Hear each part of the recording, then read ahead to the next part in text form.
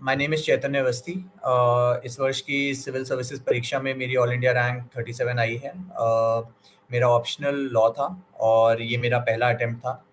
अ, इस टॉक का purpose basically कुछ जो फंडामेंटल क्वेश्चंस होते हैं, जो जनरल होते हैं, मेरे पास भी थे क्योंकि मेरे पास उतनी गाइडेंस नहीं थी मेरे पिता के जाने के बाद। तो मैंने भी वो कमी महसूस करी है to be able to get somebody to clarify your questions, very basic doubts. But they are very important क्योंकि नहीं तो वो दिमाग में घूमते रहते हैं आपके और फिर आप पढ़ाई पे उतना फोकस कर नहीं पाते हो, उसी के बारे में आप सोचते रहते हो। तो the purpose of this session is the same. हम लोग पहले कुछ फंडामेंटल क्वेश्चंस जो मुझे दिए गए हैं, जो जॉनरिक क्वेश्चंस होते हैं प्रिपरेशन के, उनको कवर करेंगे, जिससे ज़्यादातर डाउट्स लोगों के क्लियर हो ही जाते हैं। और अगर उसके बाद कुछ स्पेसिफिक क्वेश्चंस बचते हैं, तो अगर टाइम की हमारे पास सहूलियत रही, तो हम लोग जितने ज़्यादा हो सकेंगे उतने ज़्यादा मैं कोशिश करूँगा आपके क्वेश्चंस एड्रेस करने की। मैं हर टॉक से पहले ये कहता हूँ कि इस सेशन में मैं इम्पोर्टेंट नहीं हूँ, आप लोग ज़्यादा इम्पोर्टेंट हो। आप अपना टाइम यहाँ पे दे रहे हो, तो ट्राई करिएगा कि आप मैक्सिमाइज़ कर पाएँ मुझसे रिटर्न। मेरी स्टोरी क्या है, मेरे स्ट्रगल्स क्या रहे, वो कई जगह, कई प्लेटफ़ॉर्म्स पे चल रहे हैं, उसको दोहराऊँगा तो वो रेपिटेटिव हो जाएगा। यदि आपके पास समय हो और यदि आपकी दिलचस्पी हो, तो आप जाके वो देख सकते हो। लेकिन इस सेशन में आप ट्राई करिएगा कि आप कैसे मैक्सिमाइज़ कर सकते हैं मुझसे इस परीक्षा के संबंध में जितना कुछ आप पूछ सकते हो। मेरी जितनी थोड़ी बहुत समझदारी और अनुभव होगा, उसके हिसाब से मैं ईमानदारी से अपनी तरफ से बता पाऊँगा आपको कि मैंने क्या किया और मेरे अनुमान से क्या किया जाना चाहिए। लेकिन एक आप लोगों से छोटी-सी रिक्वेस्ट रहेगी, मुझे मेरे पिता ने ये बात कही थी, मैं आपसे भी ये कहूँगा, कोई टॉपर या कोई भी इंसान एब्सोल्यूटिस्ट नहीं होता है। जो वो कह दे वो सिर्फ़ वही सच नहीं होता है। इस दुनिया में मुझसे पहले भी कई लोगों ने एग्ज़ाम क्लियर किया है, मेरे बाद भी कई लोग एग्ज़ाम क्लियर करेंगे, तो इस बात को हमेशा ध्यान में रखिएगा। जो मैं कह रहा हूँ, अगर आपको सही लगता है, आपको लगता है कि वो आप पे लागू होता है और आप उसको इस्तेमाल कर सकते हैं, बहुत बढ़िया। इससे ज़्यादा खुशी की बात मेरे लिए नहीं होगी और शायद यही सच्ची मायनों में सफलता होती है कि आप किसी और की जर्नी में कंट्रीब्यूट कर पाएँ, किसी भी छोटे तरीके से। लेकिन सिर्फ़ मैंने कह दिया इसलिए आप वो कर रहे हैं, ये मत करिएगा। आप उसको खुद आकलन करिएगा, आप खुद समझदार हैं। अगर आपको लगता है कोई बात कि नहीं, ये तो ठीक नहीं बैठ रही मुझे, तो आप उसको छोड़ दीजिएगा, कोई ज़बरदस्ती नहीं है। मेरे लिए काम करिए, हो सकता है आपके लिए ना करे। तो उस खुले दिमाग से, उस ओपन माइंड से आप इस टॉक को में पार्टिसिपेट करिएगा और उससे आपको फ़ायदा होगा। सो ये ग्राउंड रूल्स थे। बेसिकली मैं जितना जल्दी हो सके वाले क्वेश्चंस निपटा दूँगा so that we can go for a live interactive session in whatever time we are left with, right? So first thing first, मेरी यूपीएससी जर्नी के बारे में देखिए, यूपीएससी हमेशा से एक सपना था कहीं न कहीं, लेकिन बीच में मैंने बीएलएलबी नेशनल लॉ यूनिवर्सिटी मैंने क्लैट दिया था। क्लैट की परीक्षा में मेरी ऑल इंडिया रैंक 184 आई, जिससे मुझे national law university Kolkata allocate हुआ और मैंने वहाँ से 5 साल बीएलएलबी ऑनर्स में ग्रेजुएशन करी। वो इमीडिएट टारगेट था, वो इमीडिएट गोल था, कहीं न कहीं बैक ऑफ द माइंड में यूपीएससी था। लेकिन पहले यूपीएससी की तैयारी करने का मेरा इरादा दिल्ली से था। अब ये आप कह सकते हो एक तरीके से एक बुरी घटना ने मुझे वो दिल्ली जाने से बचा लिया और शायद उसका भी कहीं न कहीं रोल रहा मेरी जर्नी में कि मैं उस भीड़ में नहीं था। उस पे भी हम लोग थोड़ी-सी बात करेंगे। पर हाँ, ग्रेजुएशन के बाद प्लान था कि 1 साल तैयारी करेंगे और व्होल हार्टेड तैयारी करेंगे और एग्ज़ाम देंगे। मेरे पिता कहते थे कि यदि आप नौकरी नहीं कर रहे हैं, तो आप इस परीक्षा की तैयारी को अपनी नौकरी मान लीजिए। आप नौकरी में 8 घंटे देते हैं, 9 घंटे देते हैं, आप इस परीक्षा को 9-10 घंटे दीजिए। नौकरी में तो आपको तनख्वाह मिलती है, दोस्त मिलते हैं, लोग मिलते हैं आस-पास बात करने के लिए। यहाँ बहुत अकेलापन होता है, पता भी नहीं होता रिज़ल्ट मिलेगा कि नहीं। तो ये नौकरी से भी एक नॉच ऊपर हो जाती है। तो कॉलेज के बाद के तैयारी के शुरुआती 10 दिन में ही मेरे पिता की कोविड की सेकंड वेव में डेथ हो गई और उसके बाद से अगले 2-3 महीने काफ़ी रफ़ थे, काफ़ी नेगेटिव थे। तैयारी तो बहुत दूर की बात है, लाइफ़ इन जनरल ज़्यादा आकर्षित नहीं कर रही थी, कुछ लग नहीं रहा था कि सब कुछ पॉइंटलेस वाला एक फ़ेज़ होता है। ख़ैर, उस पे ज़्यादा नहीं बात करेंगे, लेकिन ये बताने का पर्पस आपको ये था कि मेरी तैयारी शुरू कैसे हुई। उन 3 महीनों में, 4 महीनों में मेरी बहन ने मुझे एक ऑनलाइन कोर्स में एनरोल कराया, जिसका एक बहुत बड़ा रोल ये रहा कि मैं डिसिप्लिन्ड वे में इस माइंडसेट के साथ कि मेरी बहन की मेहनत की कमाई लगी हुई है मुझे पढ़ाने में, मैं टेबल पे आ जाता था। चाहे जैसा फ़ील कर रहा हूँ, चाहे जो हो रहा हो मेरे दिमाग में, लेकिन मैं टेबल पे उस पे रहता था। तो उसका उस कॉन्टेक्स्ट में रोल काफ़ी रहा। जिसके बाद मैंने कानपुर में रह के ही फिर अपनी तैयारी शुरू करी और शायद जुलाई से तैयारी शुरू करी होगी और जून में मेरा प्रीलिम्स था अगले साल। प्रीलिम्स से पहले की तैयारी लोग कहते हैं कि 11 मंथ की तैयारी है। लोगों को ये याद रखना चाहिए कि वो प्रीलिम्स के पहले के 11 मंथ हैं, उसके बाद आपको मेंस के लिए भी 2.5 महीने तक मिलते हैं और वो भी बहुत इंटेंस और रिगरस तैयारी होती है और उसके बाद आपको इंटरव्यू के लिए भी 1 डेढ़ महीना मिलता है, जिसमें भी आपकी एक बार फिर से रिवीजन ही एक तरीके से होता है, तो बड़ी कॉम्पोजिट और लंबी प्रोसेस है। तो मेरी भी जर्नी बाकी सबकी तरह ही थी। मेरा ये फर्स्ट अटेम्प्ट था और यहाँ पे किसी ने पूछा भी था तो मेरे इंटरव्यू में 184 मार्क्स रहे। इंटरव्यू पे भी डिटेल में हम लोग बात करेंगे सेक्शनल में, बट ये मोटी-मोटी एक तरीके से रूपरेखा थी मेरी जर्नी की। पहला सवाल है कि प्रीलिम्स की अप्रोच और तैयारी कैसे हो? मैं एक बात पहले भी आपको मैं बता चुका हूँ कि प्रीलिम्स आपकी क्वालिफाइंग पेपर है और वो आपकी समझदारी की परीक्षा है। इस बार का प्रीलिम्स पेपर देख के देखिए, पहली बात आपको ये भी समझनी पड़ेगी कि टॉपर्स भी आपकी तरह इंसान हैं। Just because they clear an examination does not make them a notch higher than you. Yes, they have worked hard. Yes, they have earned whatever they are receiving, but you have to understand that they are also humans. We were equally uh, word सही नहीं रहेगा लेकिन mortified seeing the paper this year. So it's okay, it's natural. आप अगर डरे हुए हैं इस साल का पेपर देख के, हमें खुद डर लग रहा है निकालने के बाद भी. So and I'm telling you the common sentiment all throughout, right? तो उससे मत घबराइएगा. Remember that in a competitive exam the best part is कि आपके लिए टफ है तो दूसरे के लिए भी टफ होगा. हो सकता है वो पर्टिकुलर पार्ट टफ ना हो, उसके लिए कुछ और टफ होगा, लेकिन कॉम्पिटिटिव एग्जाम में कहीं ना कहीं चीजें लेवल हो जाती हैं, तो उस माइंडसेट को पॉजिटिव रखिएगा थोड़ा. और दूसरी बात, प्रीलिम्स की तैयारी कैसे होती है? मैंने तो इंटीग्रेटेड तैयारी करी थी प्रीलिम्स और मेंस की, कभी अलग नहीं किया at least for the first 6 months. जनवरी आते आते आप प्रीलिम्स मोड में अपने गियर स्विच कर सकते हैं. व्हेन आई से prelims mode, what I mean basically is अब आप टेस्ट सीरीज वगैरह लगा सकते हैं. अच्छा, मैं एक बार आपको और बता दूं कि मैं अपना दिन स्टडी स्लॉट्स में बांट लेता था. कि सुबह 9 से 12 पढ़ना है, उसके बाद 2 से 5 पढ़ना है, उसके बाद 7 से 10 पढ़ना है और फिर रात में 11 से 12 भी पढ़ना है, कभी-कभी 1 भी पढ़ना है. और ये घंटे जैसे-जैसे एग्ज़ाम पास आता है वो बढ़ते जाते हैं. आपको एक बार आदत लग जाती है, एक बार आपका वो लय बन जाती है पढ़ाई की, तो वो आगे कैरी फॉरवर्ड होती रहती है और वो आपके लिए न्यू नॉर्मल हो जाता है. तो उसमें कोई ऐसी बड़ी बात नहीं है. लेकिन एक बात आपसे ईमानदारी से कहूँगा कि इस परीक्षा में और जीवन इन जनरल में आपकी जवाबदेही केवल और केवल आपके प्रति होगी. आप जानते हैं आप कितनी ईमानदारी से पढ़ाई कर रहे हैं. आप अगर किसी को दिखाने के लिए घंटों तक कमरे में बैठ रहे हैं या बड़ी-बड़ी किताबें और रजिस्टर्स इकट्ठा कर रहे हैं और आपको पता है कि आपने एक बार भी उसका रिवीजन नहीं किया है, तो मेरे हिसाब से मेरी जो भी थोड़ी बहुत अनुभव और जानकारी है, उसके हिसाब से ऐसी मेहनत व्यर्थ है. आप ईमानदारी से तैयारी करिए, आपका 1.5 घंटे मन लग रहा है, आप 1.5 घंटे लेकिन पूरे फ़ोकस से पढ़िए और फिर बाहर आइए, ब्रेक लीजिए 5-10 मिनट का और वापस जाइए. Instead of trying to prolong those 3 hours and just sitting there कि 3 घंटे तो पढ़ना ही है क्योंकि यूपीएससी है ना? उससे नहीं फ़ायदा होगा. अ, इसके अलावा अगर हम लोग बात करें दूसरी चीज़ की, सबसे पहले प्रीलिम्स की तैयारी की तो जो ये घंटे होते थे मेरे वो फिक्स रहते थे, लेकिन इनमें मैं क्या कर रहा हूँ वो स्टेज ऑफ एग्जामिनेशन पे डिपेंड करता था.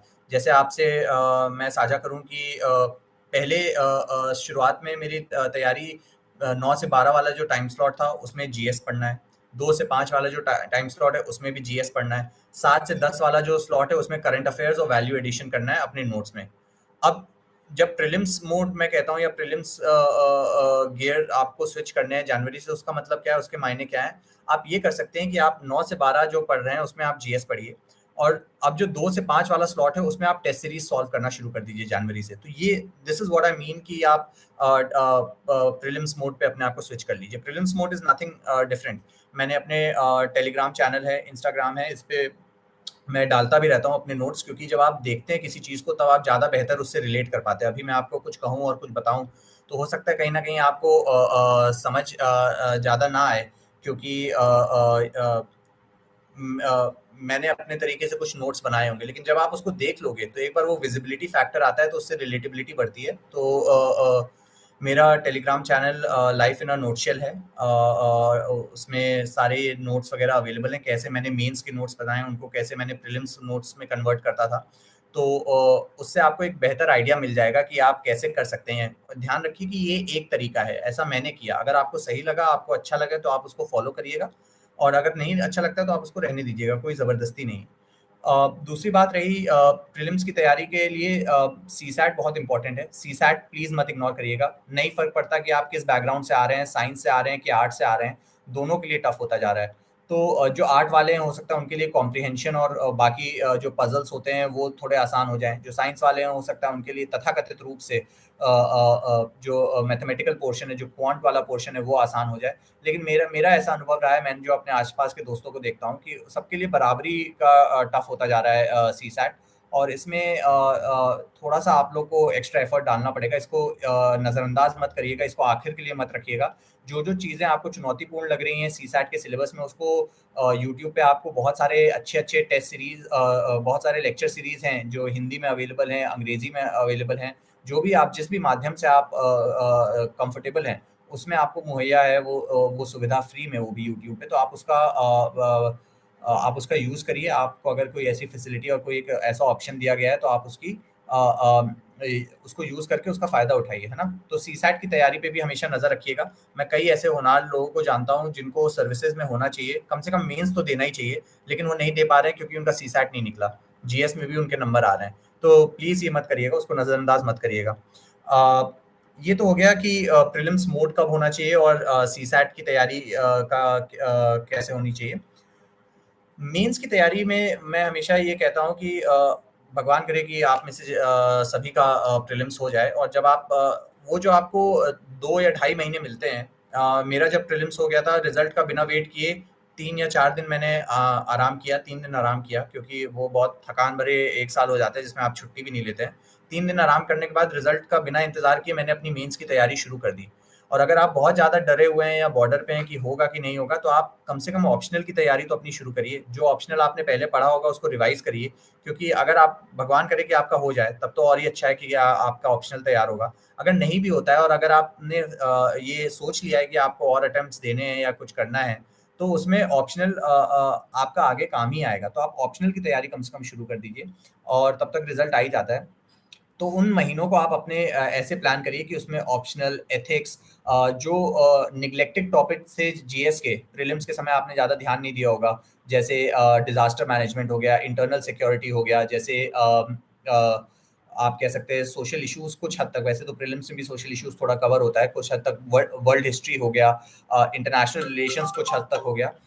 इन सब चीज़ों पे भी आप अब ध्यान दीजिए ऑप्शनल के साथ-साथ वो जो पहले 2 या 3 वीक होते हैं प्रीलिम्स के जस्ट बाद के, उनमें आप ये सारे टॉपिक्स कवर कर सकते हैं। क्योंकि उसमें एंग्ज़ायटी भी होती है रिज़ल्ट आने की और उतना फ़ोकस नहीं हो पाता है, तो ये छोटे-छोटे टॉपिक्स आप उसमें स्मूथली कवर कर सकते हैं और फिर रिज़ल्ट के बाद तो आपको फुल ऑन मोड जाना है।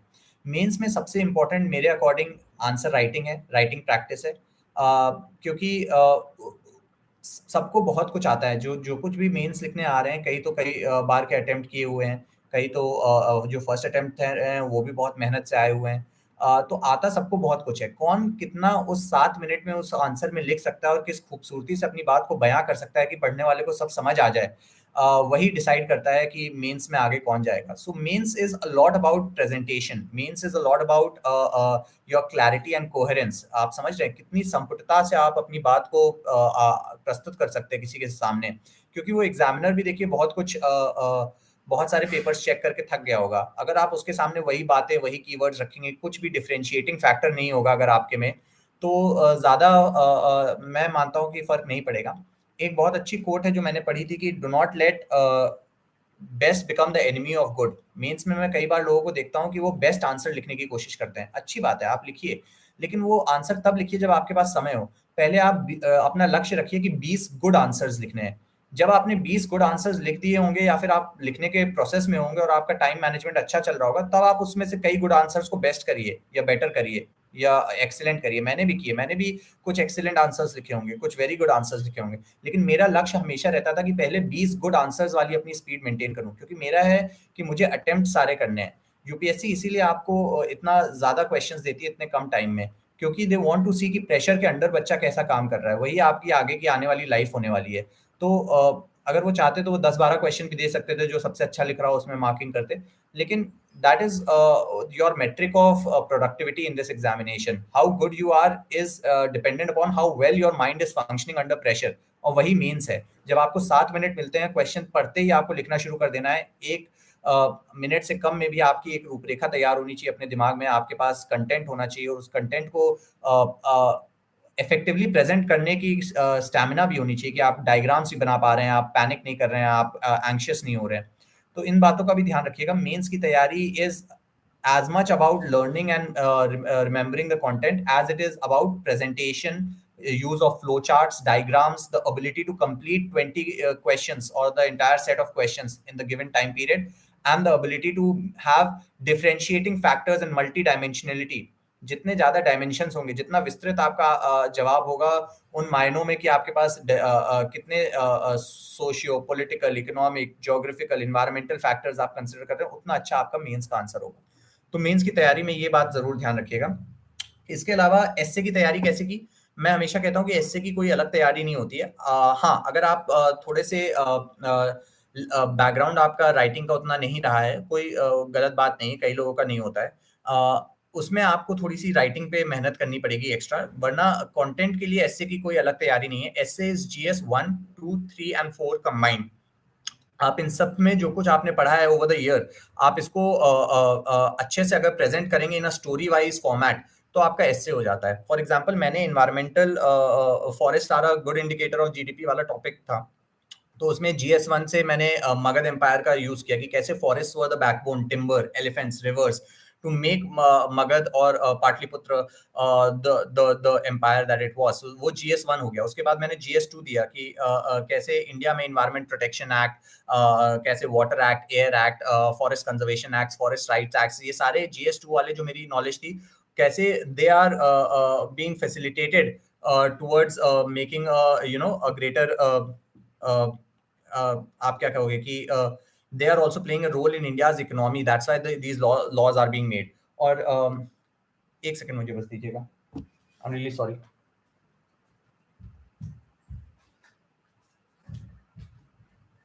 राइट। फिर जीएस 3 की नॉलेज आ गई कि कैसे green GDP, green finance, global environmental product, है ना, ये सारे कॉन्सेप्ट्स भी क्या किस तरफ इंडिकेट कर रहे हैं कि फॉरेस्ट की increasing worth in terms of economic productivity in are governance, है ना। और चौथा जीएस 4 का मैंने महात्मा गांधी का कोट डाला, that we do not inherit this world from our ancestors, we borrow it from our children. तो कोई अलग प्रेप नहीं थी। मैंने जीएस 1, 2, 3, 4 में जो जो मुझे कुछ याद आया उसको कलेक्ट किया, उसको स्ट्रक्चर किया एक ब्यूटीफुल स्टोरी के फॉर्मेट में और दे दिया एक एसे के रूप में। कुछ बेसिक पॉइंट्स और गाइडलाइंस हैं, मैंने डिटेल्ड वीडियोस बनाए हुए हैं इस पे, आप वो भी चेक कर सकते हो, उन पे भी है। लेकिन मैं जल्दी-जल्दी यदि आपको बता दूं कुछ fine points. Vikram Grewal sir मेरे एक इस परीक्षा के संदर्भ में तो एक आइडल रहे हैं। उनकी स्ट्रैटेजी बड़ी सिंपल थी, मैंने बहुत कम टॉपर टॉक्स देखी थी, उनकी एक थी, वो भी फर्स्ट अटेम्प्ट में उन्होंने क्लियर किया था। और उनकी सिंप्लिसिटी और कहते हैं ना, the simplest answer is most often the right answer. तो मुझे वो चीज़ बड़ी अपीलिंग लगी कि किस तरह से मेटिकुलसली ऑर्गेनाइज्ड उनकी प्रिपरेशन थी और किस सिंप्लिसिटी से उन्होंने हर चीज़ को अप्रोच किया। That made things easy for him, so I try to follow in his footsteps. आंख बंद करके कॉपी नहीं किया वो क्या कर रहे हैं, क्योंकि उन्होंने खुद कहा था, जैसा कि मैं आज आपसे कह रहा हूँ, कि जो जो आपको अच्छा लगे और अपने ऊपर सूटेबल लगे वो ले लीजिए। तो मुझे जो जो उनका जो जो उन्होंने बात कही थी, जो जो मुझे ठीक लगी अपने ऊपर लागू रखी, वो ली। उसमें से एक बहुत अच्छी बात एस्से की थी, वो कहते थे कि पहले 20 मिनट में या 15 से 20 मिनट में आप किसी भी एस्से के 20 पॉइंट्स लिख लीजिए जल्दी जल्दी। उस टॉपिक को लिखिए रफ पेज में पीछे जाके, और जो कुछ आपके दिमाग में आ रहा है उस टॉपिक से रिलेटेड, आप उनको 20 पॉइंट्स में लिख दीजिए। उसमें जीएस 1 देखिए आप ला पा रहे हैं, जीएस 2 ला पा रहे हैं, जीएस 3 ला पा रहे हैं, जीएस 4 ला पा रहे हैं। और अगर मल्टी डायमेंशनैलिटी अगर आपको देखनी है तो आप देखिए उसका सोशल एंगल आप कवर कर रहे हैं उस टॉपिक का, उसका इकोनॉमिक एंगल कवर कर रहे हैं, उसका पॉलिटिकल एंगल कवर कर रहे हैं, उसका आप क्या कहें, सोशल एंगल कवर कर रहे हैं, पॉलिटिकल एंगल कवर कर रहे हैं, इन्वायरमेंटल एंगल कवर कर रहे हैं, एथिकल डायमेंशन कवर कर रहे हैं कि नहीं। तो अगर आप ये सब कवर कर लेंगे तो आपका ऐसे अपने आप में ही बहुत कॉम्प्रिहेंसिव हो जाएगा। अब अगर आपने 20 पॉइंट लिख लिए हैं, आप एक पॉइंट पे भी अगर 5 लाइन लिखेंगे या 6 लाइन लिखेंगे, आपका एक पैराग्राफ हो गया। और अगर आप ऐसे 2 पैराग्राफ लिखेंगे तो आपका 1 पेज हो जाएगा। तो 20 पॉइंट लगभग आपके 10 से 11 पेज हो जाएँगे एस्से के, और इतना ही स्पेस यूपीएससी देता है और आपका एक अच्छा एस्से प्रिपेयर हो जाएगा। तो आप ये ट्राई कर सकते हैं अगर आपको एक अप्रोच चाहिए एस्से के लिए, राइट? इसके अलावा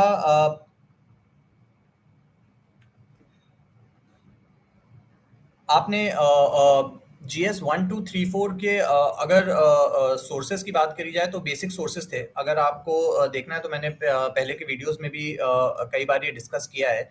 लेकिन मेरा ऐसा मानना है कि सोर्सेज़ सबके लगभग सेम ही होते हैं। आप जितना भी देखेंगे, जितने भी टॉपर स्टॉक देखेंगे, कई बार हम लोग इन चीज़ों को लेके बहुत ज़्यादा परेशान रहते हैं कि बुक लिस्ट क्या थी और सोर्सेज़। मुझे ये ज़्यादा जमती नहीं है बात, क्योंकि आपको अगर बुक लिस्ट पता भी है, आपको ये पता होना चाहिए कि आप उसको पढ़ेंगे कैसे। प्रॉब्लम इसकी नहीं है कि लोगों को बुक लिस्ट नहीं पता है। आज जो बुक्स मैं बोलूँगा वो पिछले टॉपर्स ने भी बोली होंगी, उनके भी सेम सोर्सेज़ थे। प्रॉब्लम ये है कि उन बुक्स को कैसे पढ़ना है, उनको कैसे ऑप्टिमाइज़ करना है कि कई बार रिवीजन हो सके।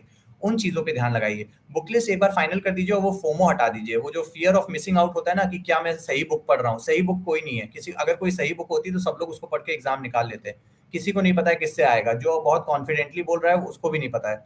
सो बुक लिस्ट आप किसी भी एक टॉपर की देख लीजिए, मेरी भी ऑलमोस्ट सिमिलर है। कई वीडियोज़ में मैंने ज़िक्र भी किया है क्या-क्या सोर्सेज़ थे। लेकिन उन बुक लिस्ट और उन बुक्स को पढ़ें कैसे और उससे ऑप्टिमाइज़ करके उसको नोट्स कैसे बनाएँ, ये ज़्यादा इम्पोर्टेंट है। और मेरा एक सिंपल सा रूल रहता था कि मैं किसी भी बुक को 3 बार से ज़्यादा नहीं पढ़ता था। पहली बार आप उसको कहानी की तरह पढ़िए। उसके बाद आप उसको हाइलाइट करिए या अंडरलाइन करिए दूसरी बार में, और तीसरी बार जो कुछ भी हाइलाइटेड और अंडरलाइन पोर्शन है उसको अपनी भाषा में फ्लो चार्ट्स और डायग्राम्स के माध्यम से नोट्स के रूप में अपने रजिस्टर में बना लीजिए। इस तीसरी की बार के बाद जब आपके रजिस्टर तैयार है या नोट्स तैयार हैं, अब आप अपनी उस बुक को दोबारा कभी मत देखिएगा। आपके नोट्स इतने कॉम्प्रिहेंसिव होने चाहिए कि आपको इतना कॉन्फिडेंस होना चाहिए कि आप इन नोट्स पे ही सब कुछ कवर कर सकते हैं। और इन्हीं नोट्स में फिर आप over the year value addition करते रहिए। कोई करंट अफेयर है उसमें आप ऐड करते रहिए, और अगर आपको कुछ मिसिंग लग रहा है, कहीं इंटरनेट सोर्स से कुछ और अच्छा मिला है जो बुक में नहीं था, तो वो भी आप इसमें ऐड कर सकते हैं। और इन नोट्स को बार-बार रिवाइज़ करिए। मैंने एक पहले भी कहा है कि जब मैं टॉपर स्टॉक देखता था तो सब लोग कहते थे कि कितने चैप्टर्स कितनी बार पढ़ी एक किताब, तो औसतन आम तौर पे टॉपर्स कहते थे कि 12 बार या 14 बार पढ़ी, या कुछ कहते थे 10 बार पढ़ी। तो मैं घबरा जाता था कि मैं 2 बार भी पढ़ लूँ अगर हर किताब को, इतना विस्तृत सिलेबस है, इतना कुछ है पढ़ने को, अगर 2 बार भी 1 साल में पढ़ लूँ तो बड़ी बात है। लेकिन मैं सोचता था ये संभव नहीं है, लेकिन आज जब मैं आपके सामने बैठा हूँ तो मैं भी यही बात कहूँगा, वो गलत नहीं कहते थे, क्योंकि उन्होंने किया है इसलिए वो बताते थे अपनी सच्चाई, और मुझे भी वो करना पड़ा। कैसे किया? आप प्रीलिम्स से पहले लक्ष्य रख सकते हैं कि आप 6-7 बार किसी एक किताब या सोर्स को आप रिवाइज़ करें।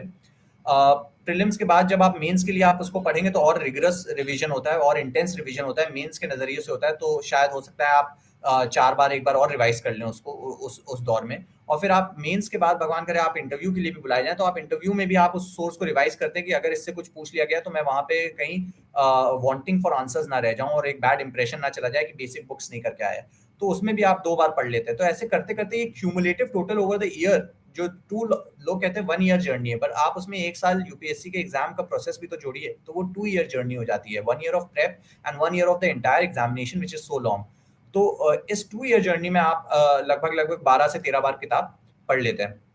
कैसे पढ़ते हैं वो मैंने आपको बताया। 3 बार किताब पढ़िए, उसके बाद सिर्फ़ और सिर्फ़ अपने नोट्स पढ़िए, मल्टीपल रिविजन्स करिए। अच्छा, मैंने कई बार ये एग्ज़ाम्पल्स भी दिया है, विराट कोहली से मैं बहुत प्रभावित रहा हूँ। आप उनको देखिए कि वो इतने अच्छे बैट्समैन होने के बाद भी नेट्स पे जाते हैं और बार-बार प्रैक्टिस करते हैं, वही बॉल्स को खेलते हैं, वही शॉट्स प्रैक्टिस करते हैं जिसमें वो ऑलरेडी पारंगत हैं। वो क्यों कर रहे हैं? क्योंकि उन्हें पता है कि practice is the only way to go forward. कई लोग कहते हैं टैलेंट और ये, इस पे मैंने डिटेल में बात करी हुई है। आप देखेंगे कि ज़्यादातर आर्ट्स या किसी भी फील्ड में, चाहे वो म्यूज़िक हो, वहाँ आदमी प्रैक्टिस करता है इंस्ट्रूमेंट को, पहले कॉर्ड्स सीखता है, बार-बार अपने हाथ को ट्रेन करता है and then he plays well. Similarly in cricket आप स्पोर्ट्स में देखेंगे बार-बार ट्रेनिंग करते हैं, तब हम उसको ट्रेनिंग बुलाते हैं, रियाज़ बुलाते हैं, लेकिन पढ़ाई में हम लोग उसका एक नेगेटिव कॉनोटेशन दे देते हैं बार-बार किताब को देखने का। But that is necessary, that is fundamental. आप बार-बार देखेंगे तभी आपको रिटेन होगा, आप समझ पाएँगे। देखिए, ये एग्ज़ामिनेशन 80% एनालिटिकल है, 20% फैक्चुअल है। लेकिन 80% ऑफ एनालिसिस इज़ वर्थलेस अगर आप 20% फैक्ट्स नहीं याद कर पा रहे हैं। मैं एग्ज़ाम्पल देता हूँ कि अगर आपको परचेजिंग पावर पैरिटी में इंडिया की क्या इकोनॉमी की रैंकिंग है और नॉर्मल जीडीपी में इंडिया की क्या रैंकिंग है, अगर यही नहीं पता है तो आप एनालाइज़ कैसे करेंगे कि वो रैंकिंग में फ़र्क क्यों है? बहुत अच्छी बात है कि आपको समझना आता है और आपको सब पता है कि कैसे आपको करना है एनालाइज। लेकिन अगर आपको पता ही नहीं है फंडामेंटल स्टार्टिंग पॉइंट कि दोनों में रैंक में फ़र्क है और कितना फ़र्क है और कौन आगे है, कौन पीछे, तो आप एनालाइज कैसे करोगे?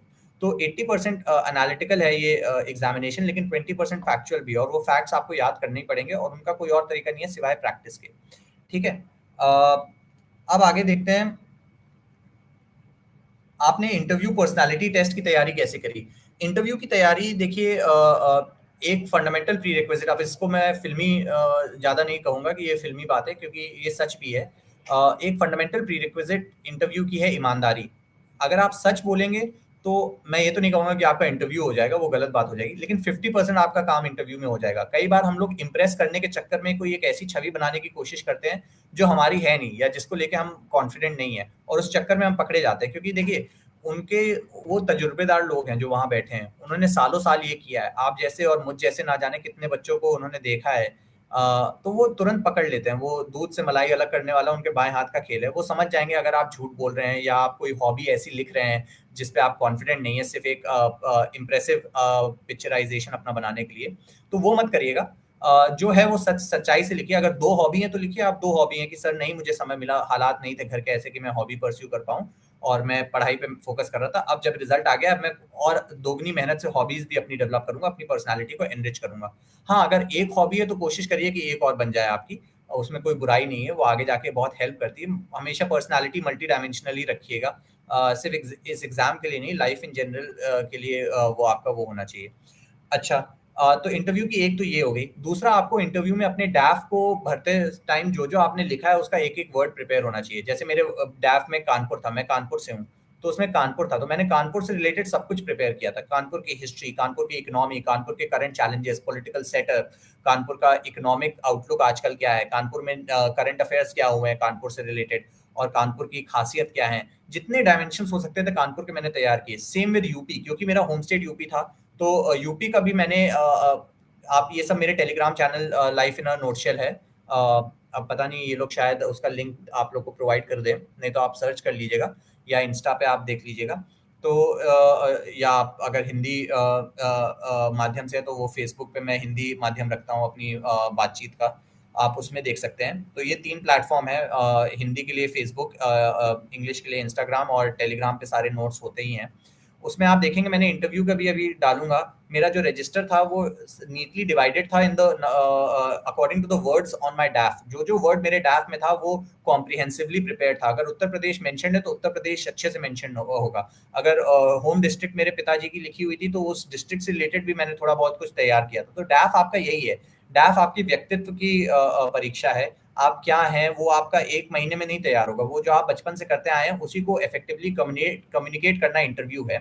और बाकी आप करंट अफेयर्स की टच मत खोइएगा। 2 न्यूज़पेपर, मैं तो 1 पढ़ता था, लेकिन लोग आम तौर पे सजेस्ट करते हैं कि 2 पढ़िए, तो मैं भी आपसे कहूँगा यदि समय हो तो 2 न्यूज़पेपर पढ़िए, वैसे 1 में भी काम हो जाता है। आप न्यूज़पेपर पढ़ते रहिएगा, आप अपने नोट्स जो स्टैटिक नोट्स हैं उनको रिवाइज़ करते रहिएगा और देखिएगा उनसे रिलेटेड कंटेम्परेरी डेवलपमेंट क्या आ रही है, तो आप वो भी फ़ोकस करिएगा। और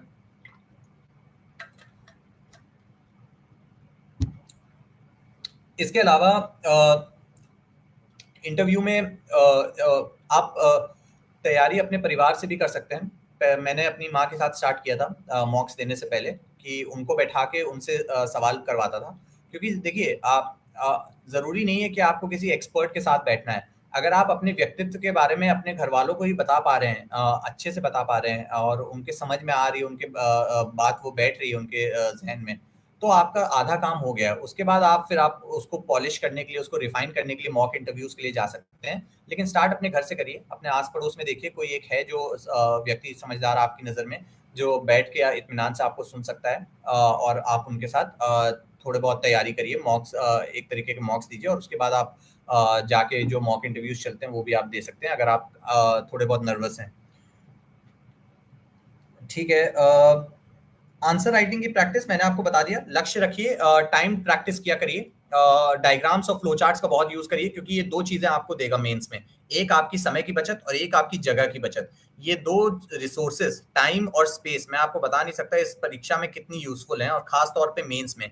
टाइम बचेगा तो आप ज़्यादा क्वेश्चन्स अटेम्प्ट कर सकते हैं। टाइम बचेगा तो अपने आंसर को आप और वैल्यू एडिशन कर सकते हैं, उसको और एनरिच कर सकते हैं। स्पेस बचेगा तो आप और ज़्यादा डायमेंशंस अपने आंसर्स में कवर कर सकते हैं और जो कि डिफरेंशिएटिंग फैक्टर होगा बाकी बच्चों के आंसर से, ठीक है ना? और कभी भी बहुत ही ज़्यादा अच्छा आंसर लिखने की कोशिश मत करिएगा क्योंकि हो सकता है कि आपने बहुत ही अच्छा आंसर लिखा, उसके चक्कर में आपके 2 क्वेश्चन छूट गए। तो उस क्वेश्चन में तो आपको +2 मैक्सिमम मिलेगा, बाकी बच्चों से हो सकता है 2 नंबर एक्स्ट्रा आपको दे दिए जाएँ। लेकिन ये जो 2 एवरेज क्वेश्चन आपने छोड़ दिए जिसमें आप 5-5 एवरेज मार्क्स ला सकते थे, तो वो 10 मार्क्स का घाटा हो गया आपका, कोई और आपसे आगे चला जाएगा। तो स्मार्टली इस चीज़ को अप्रोच करिएगा, समय है तो और अच्छा आंसर लिखिएगा, लेकिन पहला लक्ष्य होना चाहिए कि जितने ज़्यादा क्वेश्चन आप कर सकते हैं, उतने ज़्यादा करिए। ये करने का एक ही तरीका है, घड़ी के साथ आप बैठिए, कोशिश करिए 7 मिनट में आप एक आंसर कंप्लीट कर रहे हैं, पहले आधे घंटे में 10 मार्कर वाले 4 हो जाने चाहिए, नहीं तो 3.5 या सवा 3 क्वेश्चन तक तो आपके हो ही जाने चाहिए। और इसको करने का एक अच्छा तरीका है कि क्वेश्चन को अंडरलाइन कर लिया करिए कीवर्ड्स, क्योंकि लिखते-लिखते कई बार आप भूल जाते हैं क्वेश्चन की डिमांड क्या है। तो आप ऊपर अंडरलाइन फ्रेज़ देखेंगे तो वो आपकी रेडीमेड हेडिंग्स होंगी, जिनको आप हेडिंग्स डाल के अपने आंसर का नेक्स्ट पार्ट लिख सकते हैं। और दूसरी बात ये है कि आप कोशिश करिए कि पॉइंट फॉर्मेट में लिखिए। मेरा ये आग्रह रहेगा कि जीएस के आंसर्स तो खास तौर पे पॉइंट फॉर्मेट में आप लिखिए, जितना हो सके, और उससे एक आपका स्ट्रक्चर अच्छा होता है, आपकी प्रेज़ेंटेशन तो अच्छी होती है, आप भी अपने दिमाग में ऑर्गेनाइज़ रहते हैं, आंसर लिखते समय आपको ऊपर जाके चेक करना होता है कि कुछ मैंने मिस तो नहीं कर दिया, तो आप क्विकली कर सकते हैं। तीसरा, आपको मैं कहूँगा आंसर राइटिंग की प्रैक्टिस के समय कि आप अंडरलाइन करते रहिएगा प्लीज़। साथ ही साथ आप एंड के लिए मत छोड़िएगा कि एंड में हम आंसर्स अंडरलाइन करेंगे। आप साथ ही साथ अंडरलाइन करते रहिए जो भी आंसर आप लिख रहे हैं, और वो आपको आगे जाके लास्ट में पैनिक नहीं होगा कि मुझे अभी रिवाइज करना है और अंडरलाइन भी करना है, क्योंकि ताज़ा ताज़ा आंसर लिखा है तो आपके दिमाग में आपको पता है क्या क्या कीवर्ड्स हैं जो अंडरलाइन होने हैं, तो उस समय करेंगे तो बेहतर होगा। ठीक है? ये हो गई आपकी आंसर राइटिंग के बारे में। प्रीवियस ईयर क्वेश्चंस कितने इम्पोर्टेंट हैं, फिर से ईमानदारी से मैं आपको बता दूँ कि प्रीलिम्स में इम्पोर्टेंट हैं, मैंने नहीं किए और ये एक तरीके की रिग्रेट है, शायद मुझे कर लेने चाहिए थे। लेकिन मेंस में बहुत ज़्यादा इम्पोर्टेंट है, क्योंकि क्वेश्चंस नहीं रिपीट करेंगे, और खास तौर से ऑप्शनल की अगर मैं बात करूँ तो बहुत, मेरा लॉ ऑप्शनल था, उसके बारे में मैं आपको बता सकता हूँ कि बहुत ही ज़्यादा इम्पोर्टेंट है। जिसमें आप देखेंगे कि क्वेश्चंस नहीं रिपीट हो रहे हैं लेकिन थीम रिपीट हो रहे हैं, और उन थीम्स का जो कंटेंट है, जो आंसर है, वो कहीं न कहीं घूम फिर के वही कुछ आंसर्स में से है जो पहले आप दे चुके हैं। तो मैंने क्या किया था, लॉ ऑप्शनल में मैंने एक बुकलेट बना ली प्रीवियस ईयर क्वेश्चंस की, और उसमें 5 स्पेस दे देता था मैं, और उन 5 स्पेस में मैं पॉइंट फॉर्मेट में आंसर लिख देता था। कुछ देर बाद, कुछ पन्नों बाद मैंने देखा कि हर आंसर रिपीट हो रहा है। क्वेश्चन अभी भी अलग था, लेकिन आंसर और उसका जो स्ट्रक्चर था वो रिपीट हो रहा था। तो ये बड़े इंपॉर्टेंट हो जाते हैं प्रीवियस ईयर क्वेश्चंस, तो आप मेंस में ज़रूर करिएगा।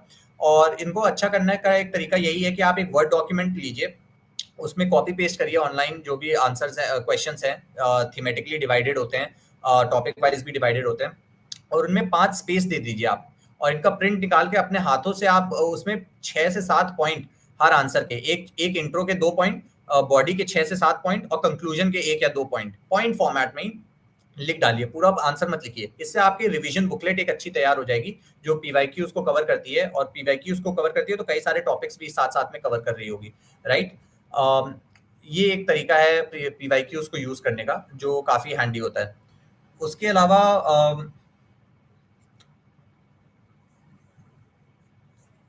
कोचिंग कितनी इम्पोर्टेंट है? अगेन मैं कहूँगा, क्योंकि मैंने आपको उदाहरण दिया कि मेरी बहन ने मुझे जॉइन करवा दी स्टार्टिंग में, और उसका क्या रोल रहा, किस कॉन्टेक्स्ट में उसने मुझे हेल्प करी कोचिंग की, तो उसके मद्देनज़र आप कर सकते हैं। यदि आपके पास संसाधन है, यदि आपके पास समय है, यदि आपके पास वो रिसोर्सेज़ हैं कि आप दिल्ली में जाके कर सकते हैं, तो आप कोचिंग लीजिए। अगर आप ऑनलाइन ले सकते हैं तो आप ऑनलाइन ले लीजिए। मेरे अकॉर्डिंग ऑनलाइन वाली ज़्यादा बेहतर होती है, लेकिन अगर आप नहीं भी लेना चाहते तो भी आप यूपीएससी की तैयारी बहुत बेहतरीन तरीके से कर सकते हैं। तो ये आपका एक निजी फैसला होगा, उस पे मैं टिप्पणी नहीं कर सकता हूँ कि आपके ऊपर क्या लागू होता है, क्या नहीं। ये आपको अपने लिए खुद तय करना है, अपने पारिवारिक संसाधनों और बाकी चीज़ों को ध्यान में और मद्देनज़र रखते हुए, और आपकी लाइफ में क्या चल रहा है वो मुझे नहीं पता, तो मैं नहीं रिकमेंड कर सकता कि कितना वो इम्पोर्टेंट है, राइट? अ टेस्ट सीरीज़ कितनी इम्पोर्टेंट है? मैं कहूँगा कि टेस्ट सीरीज़ इम्पोर्टेंट है। अगर आप टेस्ट सीरीज़ नहीं अफ़ोर्ड कर सकते हैं, हालाँकि बहुत सारे प्रोग्राम अब ऑनलाइन चलते हैं जो फ्री में, सिविल सर्वेंट्स हैं, हम लोग ही हैं, अब हम लोग भी ये ट्राई करते हैं कि ज़्यादा से ज़्यादा एस्पिरेंट्स को हेल्प कर सकें, कि किसी तरीके से रीच आउट कर सकें। और जितना हमें भी ज़्यादा समय नहीं मिलता है, तो जितना समय हो सके उनको डिवोट करें उनकी प्रिपरेशन को हेल्प करने के लिए। उसमें टेस्ट मेंस की आंसर कॉपी चेक करना भी एक एस्पेक्ट होता है। और कई सारे ऑनलाइन इंस्टीट्यूट्स और संस्थाएँ हैं जो अब ये फ्री में कर रही हैं, जो बच्चे टेस्ट सीरीज़ नहीं अफ़ोर्ड कर सकते हैं, उनके लिए एक ऐसा प्लेटफ़ॉर्म दिया हुआ है जहाँ पे वो फ्री में फीडबैक ले सकते हैं। तो आप उनका फ़ायदा ज़रूर उठाएँ। नहीं तो आप अपने आस-पड़ोस, अगर आपका एक पीयर ग्रुप है अच्छा, जो सपोर्टिव और कंस्ट्रक्टिव पीयर ग्रुप है, आप उसमें एक-दूसरे की आंसर कॉपी चेक करिए। उद्देश्य और ऑब्जेक्टिव बहुत सिंपल है कि आपको एक रीज़नेबल इंसान को अपनी आंसर शीट दिखा के ये पूछना है कि क्या वो उस क्वेश्चन के आंसर को पढ़ के समझ पा रहा है कि क्वेश्चन की डिमांड क्या थी। अगर वो समझ पा रहा है तो आपका आधा काम हो गया है। फिर आपको एक ऐसे बंदा जो यूपीएससी से रिलेटेड है उसको अपना आंसर दिखा के बस ये समझना है कि क्या उसमें कोई और वैल्यू एडिशन की गुंजाइश है, क्या उसकी प्रेजेंटेशन अच्छी है, क्या यूपीएससी के मापदंडों से वो आंसर अच्छा आंका जाएगा कि नहीं। तो यही 2 पहलू हैं। एक तो एक रीज़नेबल आदमी को आपका आंसर समझ में आना चाहिए, आप क्या कहना चाह रहे हैं, 7 मिनट में आपने उसको नीटली वो किया है। दूसरा, कोई यूपीएससी से रिलेटेड अगर इंसान हो, आपका पीयर ग्रुप हो सकता है, आपका कोई सीनियर हो सकता है, आपका कोई फेलो एस्पिरेंट हो सकता है, तो आप सिंपली आप यही करिए कि उनसे आप हेल्प ले लीजिए, वरना आप कोई भी फ्री टेस्ट सीरीज़ वगैरह अवेलेबल हैं, आप वो कर सकते हैं। अगर आप अफ़ोर्ड कर सकते हैं, तो आप कोई किसी में एनरोल भी कर सकते हैं। यूपीएससी में एनसीईआरटी कितनी इंपॉर्टेंट है? मैं कहूँगा काफ़ी इंपॉर्टेंट है, क्योंकि एनसीईआरटी आपकी बेस बुक्स होती हैं। अब ये बहुत ही क्लीशेड लगेगा कि हाँ, सब ये कहते हैं। शायद इसीलिए सब कहते हैं, क्योंकि ये सच भी है। आपको एनसीईआरटी ज़रूर पढ़नी चाहिए। किस क्लास से पढ़नी चाहिए, ये इंपॉर्टेंट है। अगर आप कंफर्टेबल हैं आर्ट्स में और ह्यूमैनिटीज़ में, तो आपको ज़रूरत नहीं है कि आप 6th क्लास से पढ़ के आप पूरी 12th तक पढ़ें। आप सीधे बेसिक एनसीईआरटीज़ पे आ सकते हैं कि आर एस शर्मा पढ़नी है, सतीश चंद्रा पढ़नी है, बिपिन चंद्रा पढ़नी है, जो कि ओल्ड एनसीईआरटीज़। तो आप डायरेक्ट इन पे आ सकते हैं। अगर आपका बिल्कुल ही बेस नहीं है, ह्यूमैनिटीज़ से डर सा लगता है या कुछ भी आइडिया नहीं है क्या हो रहा है, तो आप थोड़ा-सा एक बैकलॉग क्लियर करने के लिए छोटी क्लासेस से शुरू करिए और वहाँ से पढ़ते हुए आप आइए। एनसीईआरटीज़ आपको एक भूमिका दे देंगी। जब आप एडवांस बुक्स पे जाएँगे या अपने नोट्स बनाएँगे, तो आपको कई चीज़ें आसान लगेंगी, जो शायद आप उतना एक्नॉलेज नहीं करेंगे एनसीईआरटी का रोल, यदि आप उसको पढ़ेंगे नहीं तो। तो एनसीईआरटी ज़रूर पढ़िएगा, और आप देखेंगे कि कई यूपीएससी भी यू नो अ, एक तरीके की ऐसी बुक है एनसीईआरटी जो सबके पास अवेलेबल है। तो कोशिश रहती है कि उससे भटका ना जाए, लेकिन मैं ये नहीं कहूँगा कि नहीं भटका जाता, वो भी गलत बात होगी। लेकिन आप बेस के लिए तो आप एनसीईआरटीज़ बिल्कुल शुरू करिए। ठीक है? करंट अफेयर्स की तैयारी कैसे करें? अच्छा हाँ, ठीक है। करंट अफेयर्स के लिए देखिए मैंने क्या किया, बड़ी ईमानदारी से मैं आपको बता दूँ। मैंने शुरुआत में न्यूज़पेपर के नोट्स बनाना शुरू किया, क्योंकि एक बात होती है ना कि कश्मीर गए हैं तो डल लेक में आपने ये किया कि नहीं किया। तो एक वैसी बात है कि यूपीएससी की तैयारी कर रहे हैं तो न्यूज़पेपर पढ़ा कि नहीं पढ़ा, और न्यूज़पेपर के नोट्स बनाए कि नहीं बनाए। तो मैं भी उसमें आ गया था उस चंगुल में। तो मैंने न्यूज़पेपर के नोट्स बनाना शुरू किया, और शुरुआत में कुछ महीने में मैंने देखा कि वो नोट्स तो बड़े अच्छे बन रहे थे, लेकिन मुझे कुछ याद नहीं रह रहा था, क्योंकि मेरे पास टाइम ही नहीं था कि मैं उन नोट्स को दोबारा पढूँ जाके, इतना सारा मटेरियल था। और फिर मुझे कहीं न कहीं वो बात खटकी कि ये मैं क्यों डुप्लीकेशन ऑफ एफर्ट कर रहा हूँ, जब मेरा इसका कोई फ़ायदा ही नहीं हो रहा है इस नोट्स बनाने का, तो मैं क्यों ये न्यूज़पेपर के नोट्स बना रहा हूँ। एक मंथली मैगज़ीन आ रही है किसी इंस्टीट्यूट की, जहाँ पे किसी को तनख्वाह दी जा रही है, 3-4 न्यूज़पेपर पढ़ के आपके लिए जो कुछ भी इम्पोर्टेंट है उसको एक जगह एकत्रित करना, उसको टॉपिक वाइज़ सेग्रीगेट करना और थीमैटिक और काफ़ी अच्छी प्रेज़ेंटेशन में आपके सामने प्रस्तुत करना फ्री में। तो मैं क्यों नहीं इसका फ़ायदा उठाऊँ? तो ये मेरे लिए सिंपल अप्रोच रही। मैंने एक इंस्टीट्यूट की मैगज़ीन पकड़ ली, और उसको न्यूज़पेपर अभी भी पढ़ता था। न्यूज़पेपर पढ़ना नहीं बंद किया, लेकिन नोट्स नहीं बनाना था न्यूज़पेपर का। न्यूज़पेपर पढ़ता था ताकि मुझे पता रहे कि क्या हो रहा है, और जब मैं मंथ एंड में मंथली मैगज़ीन पढ़ूँगा तो मेरे लिए रिवीज़न होगा ज़्यादातर चीज़ें, क्योंकि वो न्यूज़पेपर से ही ली गई हैं। और जो कुछ न्यूज़पेपर में मैं स्किप कर दिया या मैं पढ़ नहीं पाया या नहीं कवर हो पाया, वो भी उस मंथली मैगज़ीन में होगा, और साथ-साथ उसका स्टैटिक कोरिलेशन भी होगा। तो एक तरीके से एक कॉम्प्रिहेंसिव रिवीजन हो जाता है। वो मंथली मैगज़ीन्स ही बहुत मोटी हैं। और इन मंथली मैगज़ीन्स का नोट्स कैसे बनाना है, मैंने ये भी अपने टेलीग्राम चैनल पे डाला हुआ है। मैंने एग्ज़ाम्पल के तौर पे अपनी 2-3 पीडीएफ शेयर करी हैं कि कैसे मैं इंडेक्स नोट्स बनाता था। बहुत अच्छा तरीका है, क्योंकि मंथली मैगज़ीन्स भी आप देखिए ना, 100 डेढ़ 100 पन्ने की तो होगी, तो 12 अगर हो जाएँगी साल की, तो 1200 पन्ने हो गए। और उसके बाद वो ईयरली कंपाइलेशन भी आता है किसी भी इंस्टीट्यूट का, तो वो भी 300-300 पन्ने का कुछ होगा।